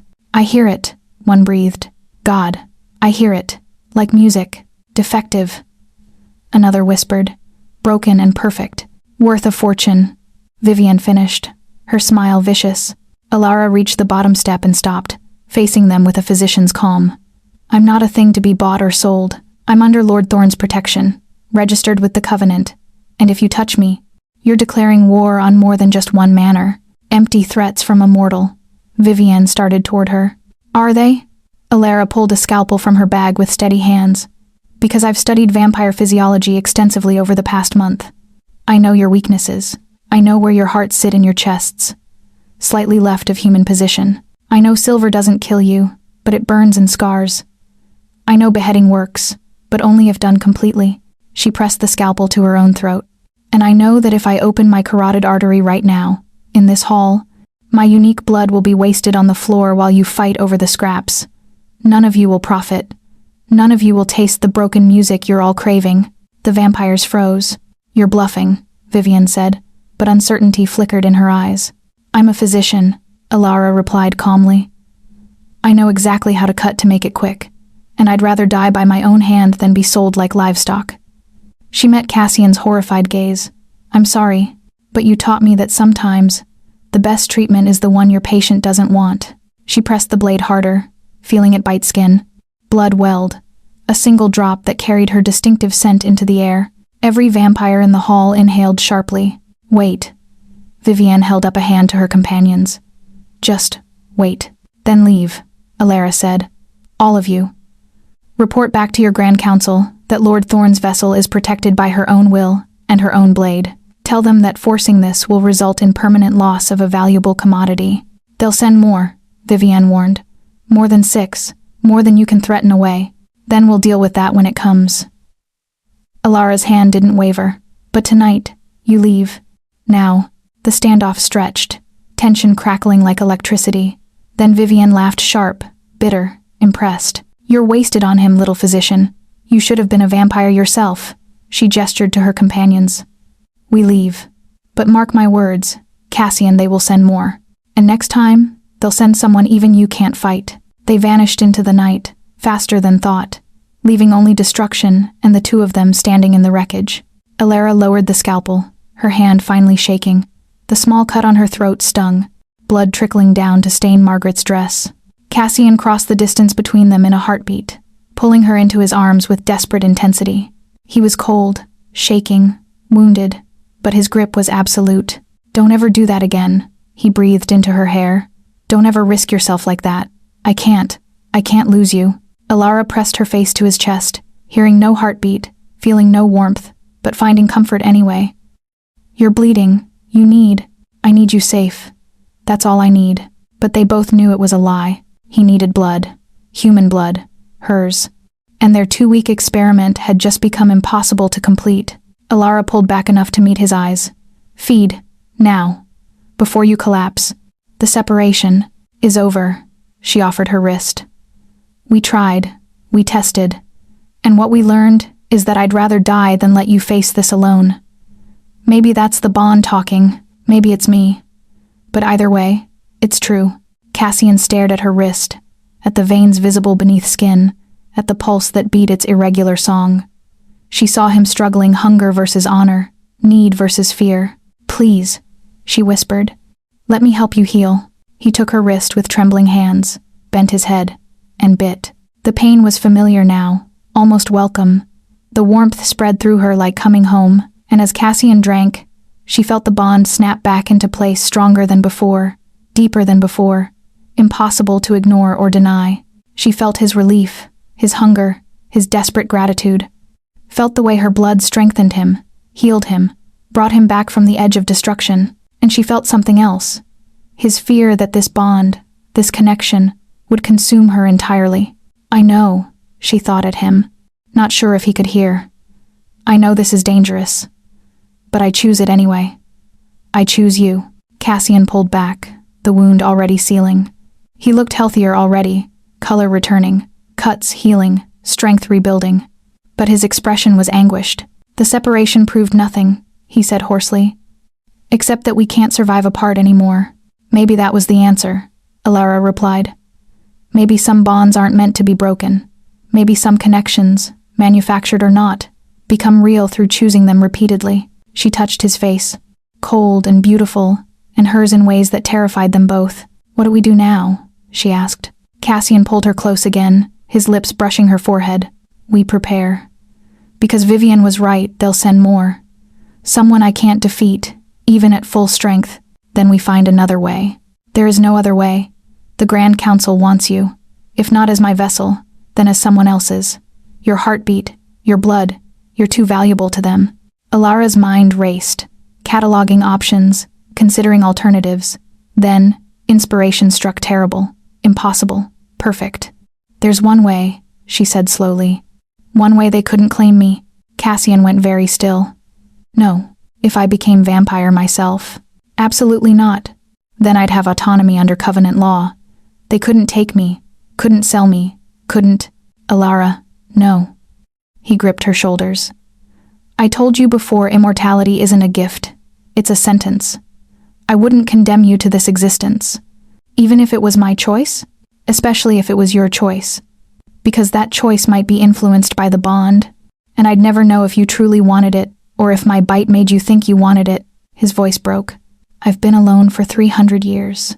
I won't create a companion who might one day wake up and realize she never wanted to be here." Alara opened her mouth to argue, but he pressed a finger gently to her lips. "There has to be another way," he said. "We'll find it, together. But turning you is off the table. That's not negotiable." She wanted to argue, wanted to point out the logic, the practicality, the solution right in front of them. But she saw the absolute terror in his eyes and understood. This was his line, the one thing he couldn't compromise, even to save them both. "All right," she said softly. "We'll find another way. Promise me." "I promise I won't ask you to turn me." The careful wording wasn't lost on him. His eyes narrowed. "Alara, that's the promise I can make," she said firmly. "The rest, we'll figure out together."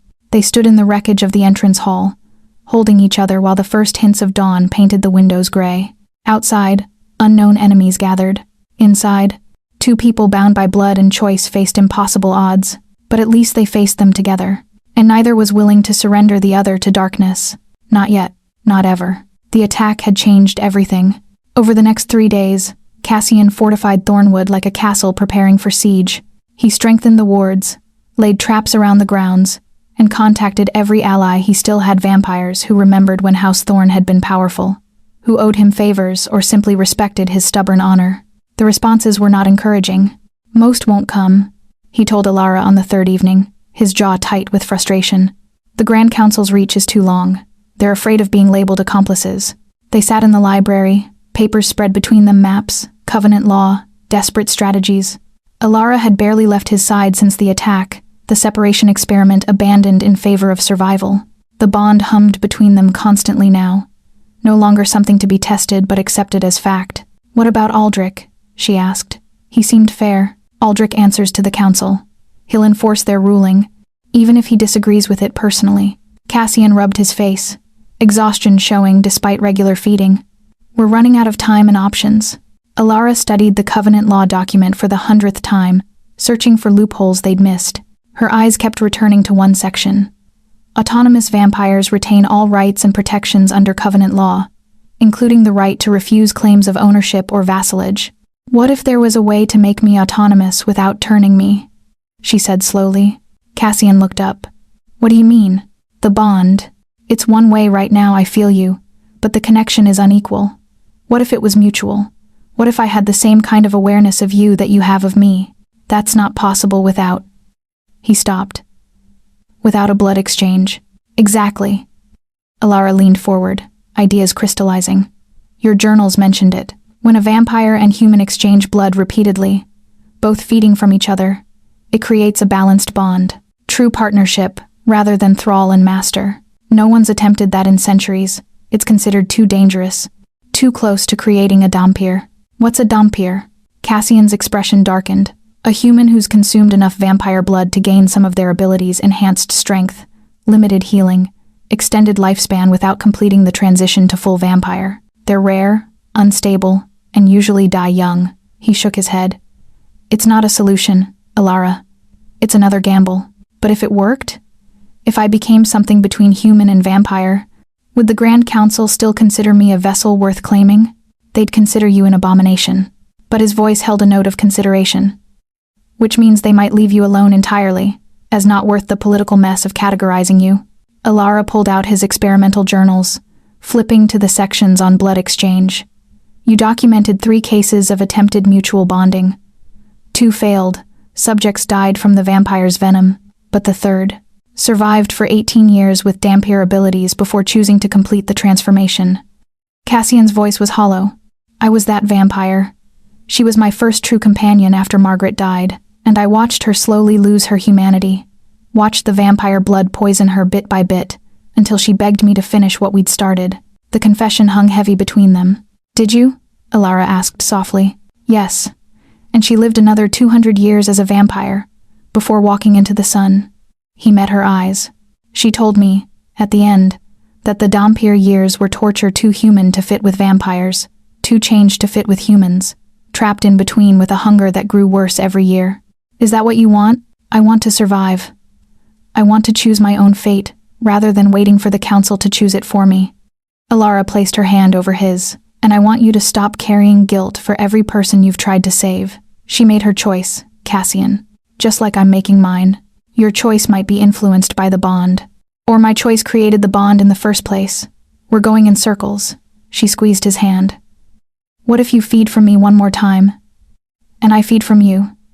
Just once. We test how my body reacts to your blood, before committing to repeated exchanges. And if you have an adverse reaction, if the venom kills you, then at least I died trying rather than waiting to be taken. She softened her voice. I trust you, Cassian. Do you trust me to know my own mind? He closed his eyes, the eternal battle between honor and pragmatism playing across his features. When he opened them again, she saw resignation mixed with fear. One exchange, he said. Tonight. I feed first, then give you a small amount of my blood, no more than you'd drink in a sip of wine. We monitor your reaction for 72 hours before deciding whether to continue. Agreed. And if you show any signs of systemic poisoning, fever, convulsions, delirium, I stop immediately. No argument. Agreed. They sat in silence, the weight of their decision settling like snow. Alara felt the bond thrumming between them, Cassian's fear and determination mixing with her own nervous resolve. You know what's strange? She said finally. A month ago, I was running for my life, from people who called me a witch. Now I'm volunteering to become something that makes witches look ordinary. Cassian's lips twitched. You have a gift for understatement. It's a medical necessity, keeps the patients calm. Is that what I am? Your patient? Among other things. She stood, offering her hand. Come on, Dr. Thorne. Let's make medical history together. He took her hand, and they walked together to the library's center, where candlelight painted the floor in gold. Cassian prepared carefully, a clean knife, fresh bandages, his journals open to the Dampier section for reference. Last chance to back out, he said. I know. Last chance for me to be noble. You're plenty noble. Now bite me before I lose my nerve. This time, when his teeth pierced her wrist. Alara didn't close her eyes. She watched his face, as he drank, the way tension eased from his shoulders, the way color bloomed in his cheeks, the way he looked younger and older simultaneously, beautiful and terrible in hers. After precisely 2 minutes, he pulled back. Then, without hesitation, he picked up the knife and drew it across his own palm. Dark blood welled thicker than human blood, almost black in the candlelight. Drink slowly, he instructed. Just a few drops. Stop immediately if you taste anything wrong, bitterness, burning, anything that feels poisonous. Alara bent her head to his palm. The blood touched her tongue, and she expected horror, revulsion, the natural human reaction to consuming death. Instead, she tasted power. It was cold going down, like swallowing winter.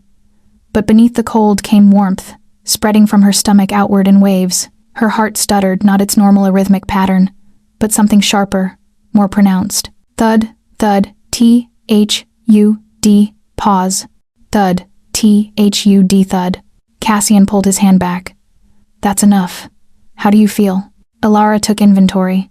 The room looked sharper, colors more vivid. She could hear things. She shouldn't be able to hear Cassian's non-existent heartbeat as a whisper of absence. Mice in the walls, wind through trees hundreds of yards away. Her skin felt electric, hyper-aware of every sensation. I feel, she struggled for words, alive. More alive than I've ever felt. That's the blood taking effect. It will peak over the next hour, then fade. If you're going to have a negative reaction, it will happen during the peak. He guided her to a chair. Sit. Don't move. Let me monitor your vital signs. The next hour was the longest of Alara's life. She felt her body changing, adapting, fighting to process the foreign substance in her bloodstream. Her temperature spiked, then plummeted. Her heartbeat raced, then slowed to something almost normal. Pain lanced through her muscles like growing pains, magnified 1,000-fold. Cassian stayed beside her throughout, his hands cool on her forehead, his voice steady in her ear. Breathe. Just breathe. You're doing well. Your body is adjusting, not rejecting. Just breathe. When the peak finally passed, Alara slumped in the chair, exhausted but alive. The enhanced senses had faded somewhat, but not entirely. She could still hear things she shouldn't, see details human eyes couldn't process. Did it work? She whispered. Cassian examined her pupils, her pulse, the way her breath had changed. His expression was awed and terrified. Yes, he said. Your body accepted the blood. You're alive, conscious, and showing preliminary signs of Dhampir physiology. He met her eyes. Congratulations, Dr. Grant. You're officially not entirely human anymore. Alara laughed, exhausted, relieved, slightly hysterical. What have we done? Something dangerous and possibly brilliant. He helped her stand, his arm supporting her weight. But we won't know the full effects for days. You need rest. We'll continue observations tomorrow. He carried her to Margaret's room. She was too weak to protest and laid her carefully on the bed. As he turned to go, her hand shot out, grabbing his wrist with strength that surprised them both. Stay, she said. Please. I don't want to be alone tonight. Cassian hesitated, conflict clear on his face. But then he nodded and settled into the chair beside her bed, their hands linked across the blanket. I'm here, he murmured. I'll watch over you. Sleep. Alara's eyes closed, exhaustion pulling her under. But before sleep claimed her, she felt it. The bond had changed. It was no longer one-way awareness, but something mutual. She could feel Cassian's emotions now, his fierce protectiveness, his terror that he'd just poisoned her, his desperate hope that this gamble would work. And beneath it all, something else. Something neither of them had dared name but could no longer ignore. Love. Or at least, something that looked enough like love that the difference didn't matter. The next morning, Alara woke to find herself changed. Not dramatically, she was still human, still mortal, still herself. But small things had shifted. Her reflection in the mirror looked sharper, her eyes brighter. When she moved, it was with grace she'd never possessed. Her irregular heartbeat still stuttered, but now it felt less like weakness and more like a unique rhythm only she could play. The test came at noon, when she accidentally cut her finger while opening a letter. The wound sealed itself within seconds, skin knitting together with barely a scar. Vampire blood, Cassian said, examining her healed finger with scientific detachment that fooled neither of them. It's enhancing your natural healing. If we continue the exchange, the effect will strengthen. Will it cure my heart? She asked. No. The arrhythmia is structural, built into your anatomy. Vampire blood heals damage, but it doesn't rewrite fundamental architecture. He smiled slightly. Your heartbeat will always be different. Always be yours. Somehow, that felt right. They spent the day documenting changes. Alara's increased strength. She could lift books that would have required 2 hands before. Her enhanced senses. She could read by moonlight now. Her altered sleep patterns. She needed less rest, woke more alert. By evening, when Cassian suggested a second exchange, Alara agreed without hesitation. This time, the process was easier. Her body knew what to expect. The pain was less, the adaptation faster. And when Cassian cut his palm again, when she drank his cold blood, she felt the bond between them solidify into something permanent. I know you, she thought at him. I know your fear and your loneliness, and the way you've loved humanity from the outside for 300 years. I know you. And I know you, came his mental response, clear as words. Your brilliant mind and your stubborn courage and the way you've never let your broken heart define you. I know you, Alara Grant, and I choose you. The bond sang between them, no longer something to fear but something to celebrate, a partnership forged in blood and choice, and the desperate hope that love could exist even in impossible circumstances. They stood in the library, holding each other, while candlelight painted shadows that no longer felt threatening. "What happens now?" Alara asked. "Now we prepare for what comes next.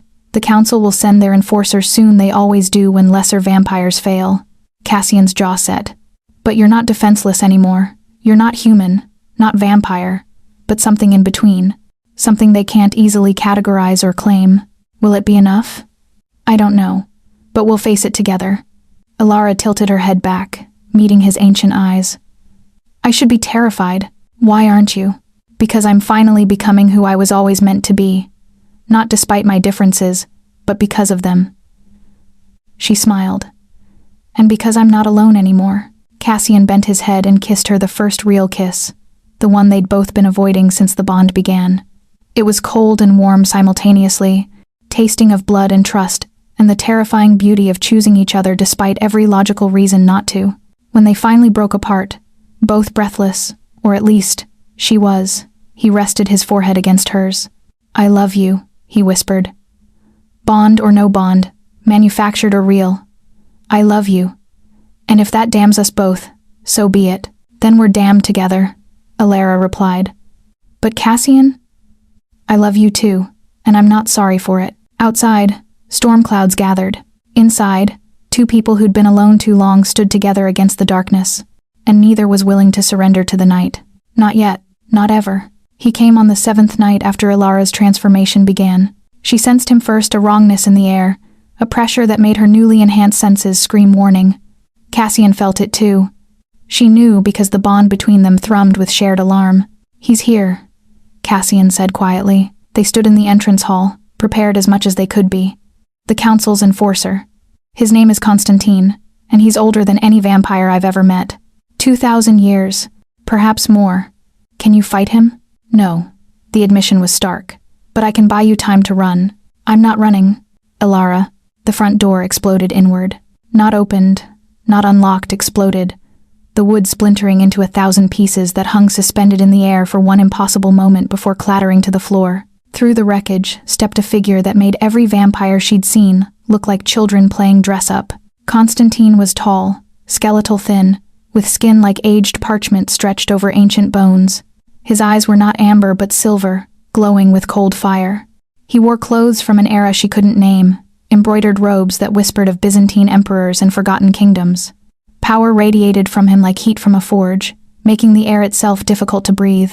"Cassian Thorne," he said, his voice carrying harmonics that hurt to hear.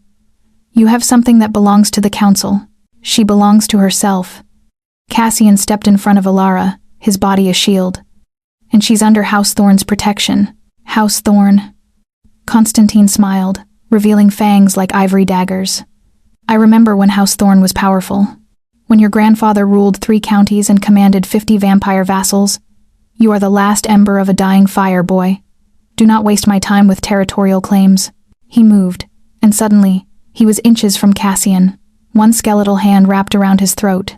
Cassian struggled, but it was like watching a child fight an avalanche. "The girl comes with me," Constantine continued.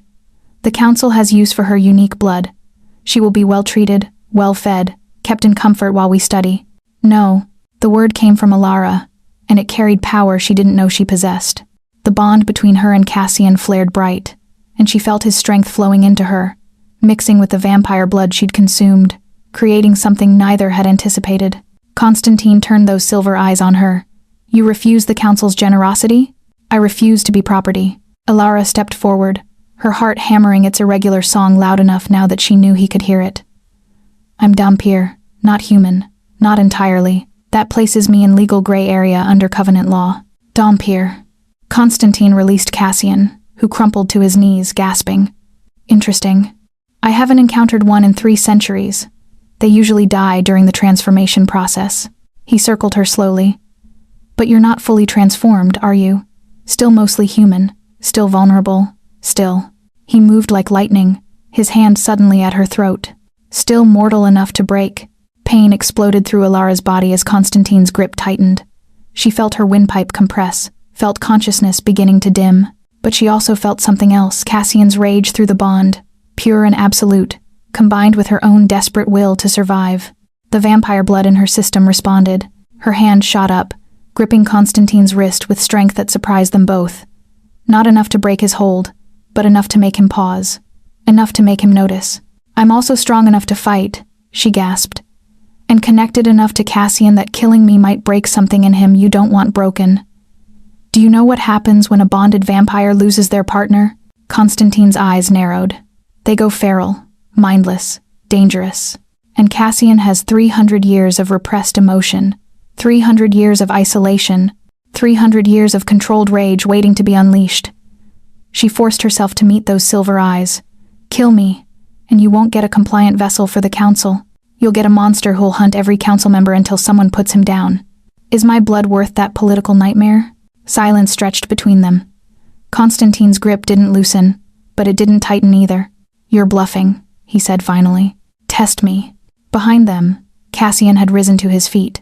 Blood dripped from his mouth where Constantine's grip had torn skin, but his amber eyes burned with something beyond rage, something primal and terrible. "Let her go, Constantine," he said, his voice barely human. "Last warning. Or what? You'll fight me?" Constantine laughed. "You're 300 years old, boy. I've destroyed civilizations older than you. Maybe. But I have nothing left to lose." Cassian's form seemed to blur, muscles tensing, preparing for a fight he couldn't win. And a vampire with nothing to lose is the most dangerous thing in existence. The tableau held ancient enforcer, desperate lord, and the woman caught between them. Ilara felt the bond screaming through her blood, felt Cassian's willingness to die for her, felt her own transformation in progress responding to the threat. Then a new voice cut through the tension. "Enough."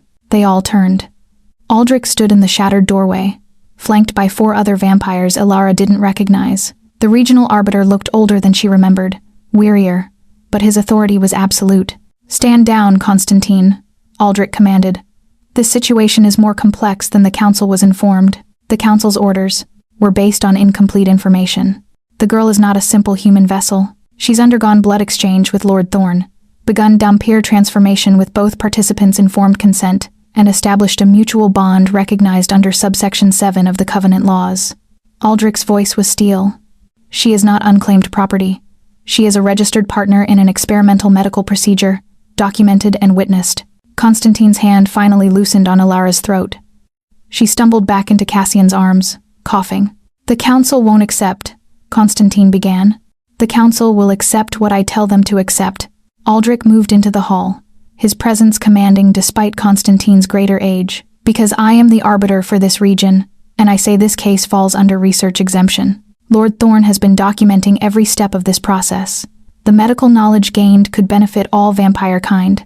That places it under protection. Since when do you care about medical research?" Constantine's tone was suspicious. "Since I read Lord Thorn's journals and realized he might have found a solution to one of our oldest problems, how to create true partnerships with humans without enslaving them." Aldrich gestured to Ilara and Cassian. "Look at them. Bonded, yes, but mutually. She has as much power in this relationship as he does. When was the last time any vampire achieved that?" The question hung in the air. Constantine studied them for a long moment, his ancient eyes calculating. Finally, he stepped back. "The council will want proof, documentation, regular reports on the transformation's progress. They'll have it," Aldrich agreed. "Lord Thorn is nothing if not thorough. And if the girl dies during transformation, if this experiment fails, then we'll have learned what doesn't work. Science requires risk." Aldrich's expression hardened. "But she won't be dying tonight, Constantine, and she won't be taken from Thornwood. Are we clear?" The ancient vampire's smile was cold, crystal. "But know this. Arbiter, the council's patience is not infinite. If this experiment proves worthless, if the girl becomes nothing more than Thorn's glorified blood bag, they will come for her again, and next time, I won't be alone." He vanished like smoke, leaving only the echo of power and threat. The other vampires dispersed. Aldrich remained, surveying the destroyed entrance hall with a weary sigh. "You've made powerful enemies, Cassian," he said quietly. "I know. Thank you for intervening." "Don't thank me yet. Constantine was right. The council's patience is limited. You need to make this transformation work. Need to prove that Dhampir partnership is viable. Otherwise," he trailed off. "The implication's clear. Otherwise, they'll claim me as a failed experiment." Ilara finished. "Medical waste to be disposed of or studied." "Precisely." Aldrich turned to her, his expression softening. But I don't think you'll fail, Miss Grant. You're too stubborn, too brilliant, and you've chosen one of the most honorable vampires I've ever known. He glanced at Cassian. Don't make me regret standing up for you, old friend. I won't. After Aldrich left, Cassian and Alara stood in the wreckage of their temporary victory. The entrance hall was destroyed, the door splintered, blood staining the marble. But they were alive, together, still fighting. That was insane, Cassian said finally, threatening him with my potential feral state. You had no way of knowing I'd actually go feral, didn't I? Alara touched his face, feeling his jaw tight with residual rage. I felt it through the bond. The way you were ready to burn the world if he hurt me. That wasn't bluff, Cassian. That was truth. He closed his eyes, leaning into her touch. I was ready to die tonight. To take him with me if possible. To buy you even a few seconds to escape. I know. I felt that too. She smiled sadly. We're both terrible at self-preservation. Or we finally found something worth dying for. They held each other in the ruins, while moonlight painted the floor silver, and the bond between them hummed with relief and love, and the knowledge that they'd bought themselves time but not safety. We need to finish this, Cassian said. Complete your transformation fully. Make you strong enough that even the council will think twice before claiming you. How long will it take? Months, maybe a year. Repeated blood exchanges, careful monitoring, pushing your system to adapt without breaking. His arms tightened around her. It will be painful, dangerous. You might not survive, but if I do survive, I'll be something new. Something that proves vampires and humans can coexist as equals. Alara pulled back to meet his eyes. Worth the risk. You're certain? I've never been more certain of anything. Cassian kissed her, then fierce and desperate, and tender all at once. When they finally broke apart, both breathing hard, her, or pretending to breathe him, he rested his forehead against hers. Then let's make history, Dr. Grant. Let's prove that love can transform even death into something beautiful, poetic, she teased. I've had 300 years to practice. They laughed, exhausted and terrified, and more alive than either had felt in decades. Outside, dawn was coming. Cassian would need to retreat soon. But for this moment, they had each other, and that would have to be enough. 6 months passed in a rhythm of transformation and study. Every 3 days, they performed the exchange, Cassian feeding from Alara, then offering his blood in return. Each time, her body adapted more easily. Each time, the changes became more pronounced. By month 2, Alara could see perfectly in darkness. Her hearing grew so acute she could track conversations 3 rooms away. Her strength increased until she could move furniture that once required help. The irregular heartbeat remained, but now it beat stronger, more resilient. By month 4, she stopped aging entirely. The fine lines beginning at the corners of her eyes smoothed away. Her body maintained perfect health without effort. She needed less sleep, less food, less of everything that made humans vulnerable. You're becoming ageless, Cassian observed one evening, comparing recent sketches to ones from weeks prior. Not immortal, you can still be killed, but time has lost its claim on you. Is that the vampire blood, or the bond? Both. They're inseparable now. He set down the sketches. How do you feel? Physically? Emotionally? Alara considered. Powerful, clear-headed, still myself, but more. Like I've been living my whole life with weights on my ankles and someone finally removed them. She met his eyes. And I don't crave your blood anymore. I don't need the exchange for survival. I want it because it strengthens me, because it deepens our connection. But I could stop if I needed to. That's what true Dhampir status means, Cassian said quietly. The transformation is complete. You're no longer human, no longer transitioning. You're something entirely new. They documented everything, every physical change, every enhanced ability, every psychological shift. Cassian's journals now contained the most comprehensive record of Dhampir transformation in existence, knowledge that could change how vampires and humans interacted forever, if the council allowed it to exist. Monthly, they submitted reports to Aldrich, who forwarded them to the Grand Council with his own annotations. The council's response was silence, not approval, but not condemnation either, a holding pattern while they decided whether Alara was an abomination or an innovation. Meanwhile, life at Thornwood found its rhythm. Alara continued her medical studies, but now with the advantage of enhanced perception and Cassian's centuries of observation. She performed dissections with supernatural precision, understood anatomy at a level impossible for purely human physicians. She began writing papers anonymously. For now, that pushed medical science forward by decades. Cassian emerged from his isolation.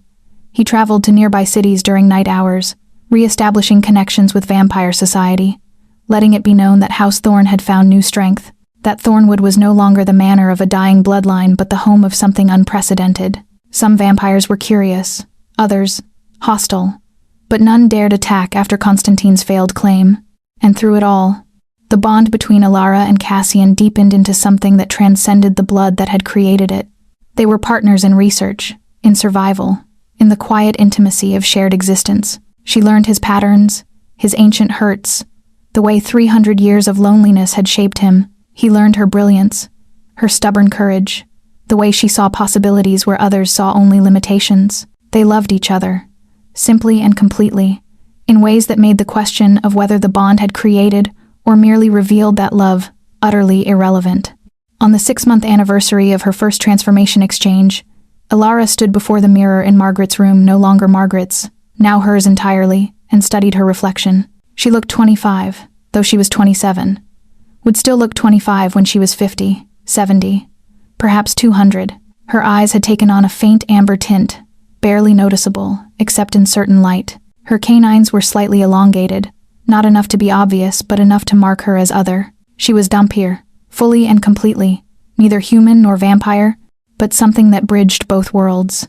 A knock at the door pulled her from reflection. "Come in," she called. Cassian entered, dressed for travel. Aldrich sent word. "The council wants to meet you, formally, to assess whether your transformation warrants continued protection or elimination." Alara's stomach tightened. "When?" 3 days. "In the council's seat, a city called Nocturne, that exists outside mortal maps." He moved to her side. "I'll be with you the entire time. You're not facing them alone. Will it be dangerous?" "Yes. But you're strong now. Fast. You can defend yourself if needed." His hand found hers. "And I won't let them take you. Whatever happens, we're leaving that city together."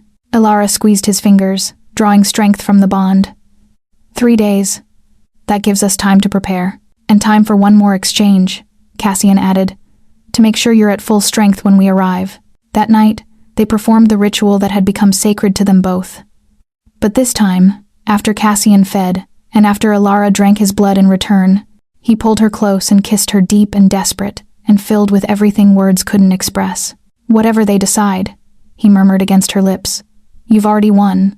You've proven that transformation doesn't have to mean enslavement. That partnership can exist between our kinds. Nothing they say can take that away. Unless they kill us both, then we die knowing we were right." He smiled, fierce and beautiful. "I've lived 300 years, Alara, and the past 6 months with you have been worth more than all those centuries combined. If this is where it ends, I have no regrets." "Liar," she said fondly. "You have at least 3 regrets. I've counted." "Fine, 3 regrets, and none of them involve you." They held each other while the moon traced its arc across the sky, 2 people preparing to face judgment for the crime of choosing each other. And if fear touched them, it was overwhelmed by the certainty that some loves were worth dying for, some bonds were worth defending, and some transformations were worth every risk required to complete them. 3 days later, they left for Nocturne together, and neither looked back at Thornwood Manor, beautiful and solitary in the darkness, waiting for the masters who might never return. Nocturne existed in the spaces between.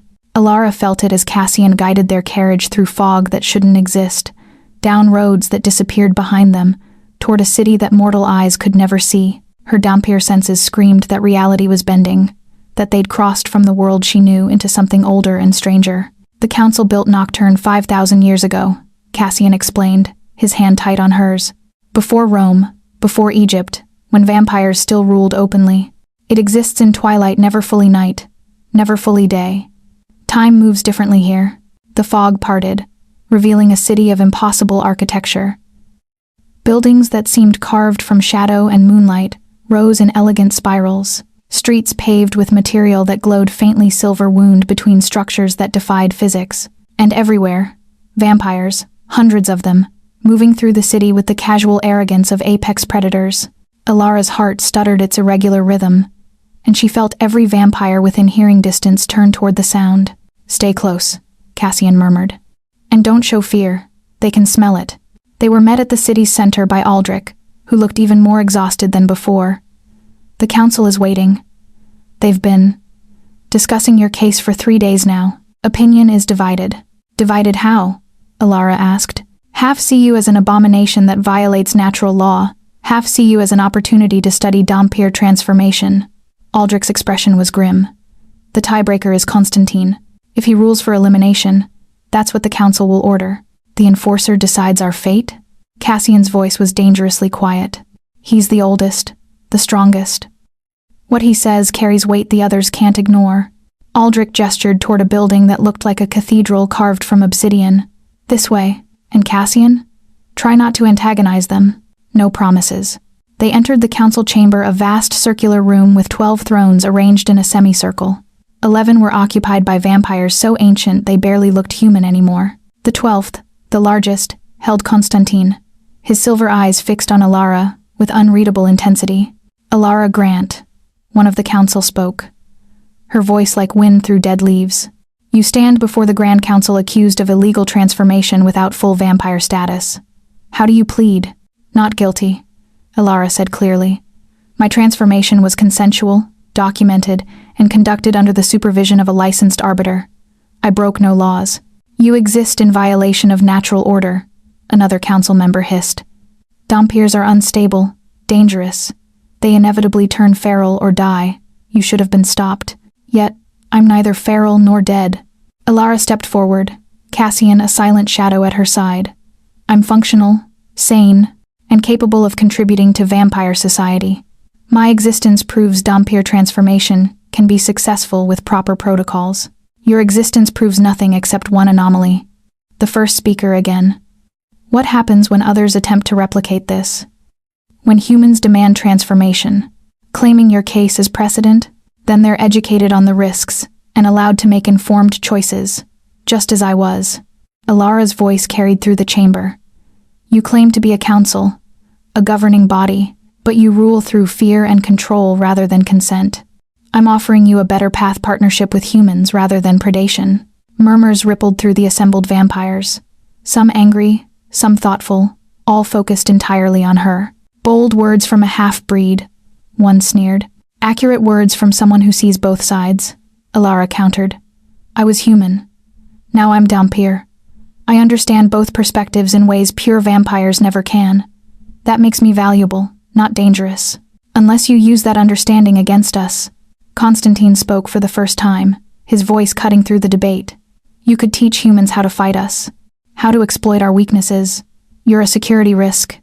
I could, but I won't. Alara met those ancient silver eyes. Because I've chosen Cassian. Chosen partnership. Chosen to help both our peoples coexist, rather than destroy each other. Chosen? Constantine rose from his throne, descending toward her with predatory grace. Or been compelled through blood bond to believe you've chosen? The question struck at the heart of everything. Alara felt Cassian tense beside her, felt his readiness to defend her. But she placed a hand on his arm, a gentle pressure that said, I'll handle this. The bond is real, she said calmly. It connects me to Cassian in ways that make distinguishing manufactured emotion from genuine feeling impossible. But here's what I know with absolute certainty. I chose him before the bond existed. I chose to offer my blood when he was starving. I chose to drink his blood when transformation was dangerous. Every major decision in this process, I made consciously, with full knowledge of consequences. She stepped closer to Constantine, unafraid despite his power. The bond didn't create my choice, it was born from it.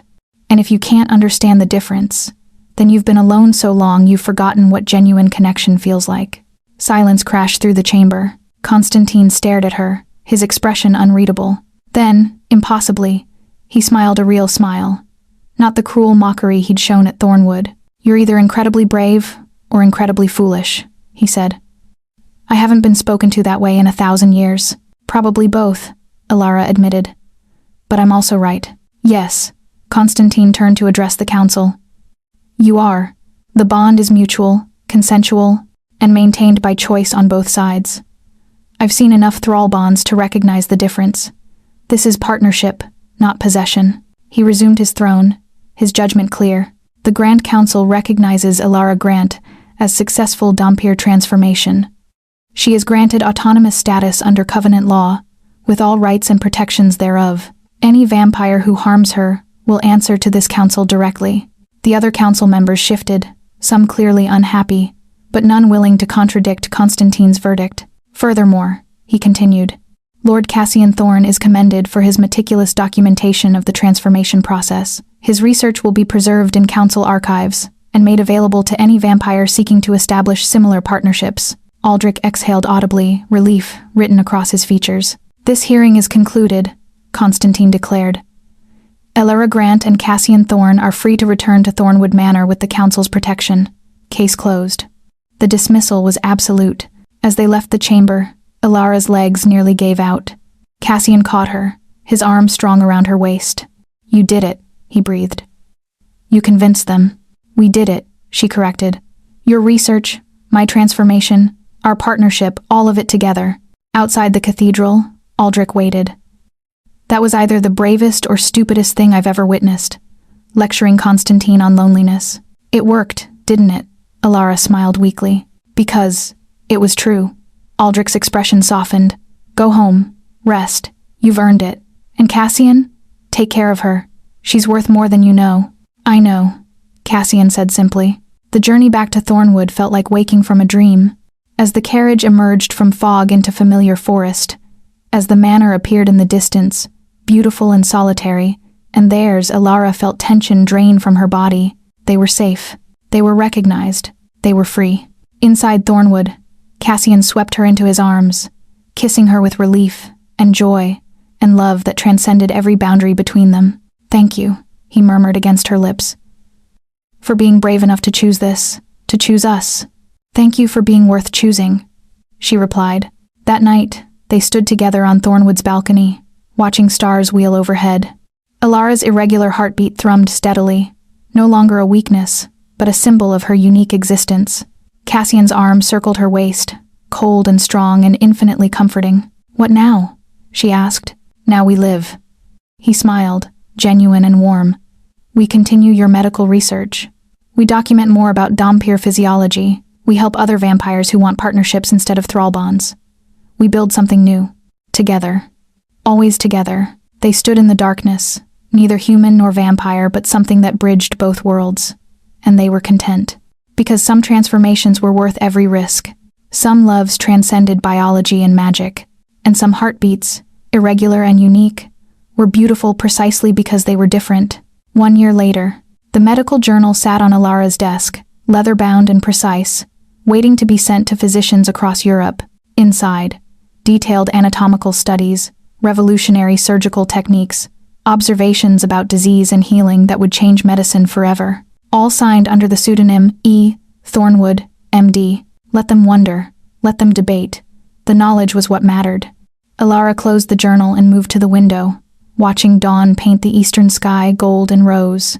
She could tolerate sunlight now, one of the advantages of Dhampir status. Not comfortably, but enough to see morning's beauty. Behind her, in the shadows where sunlight couldn't reach, Cassian sat reading. 300 years of solitary existence. And now he had company, conversation, partnership, love. He looked up, feeling her gaze through the bond. What are you thinking? That I was running for my life a year ago. That I thought I was dying when I found Thornwood. She smiled. Funny how wrong I was.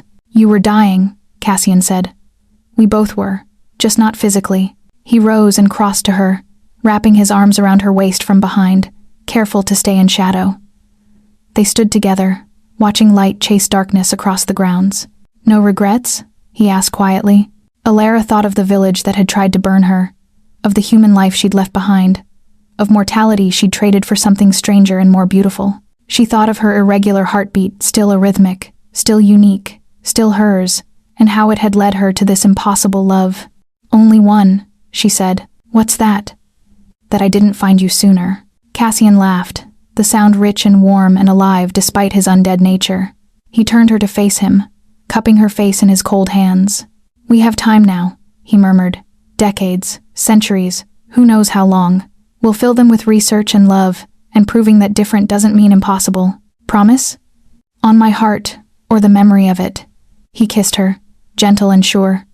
I promise, Dr. Ilara Thornwood, your heartbeat is different, and it's the most beautiful sound I've ever heard. Outside, the sun rose fully, painting Thornwood Manor in gold. Inside, two people who'd been alone too long stood together in the space between darkness and light, neither fully one nor the other, but something new entirely. And Ilara's heart beat on a rhythmic, imperfect, utterly her own. Thud-thud. Pause. Thud-thud-thud. Different. Beautiful. Eternal.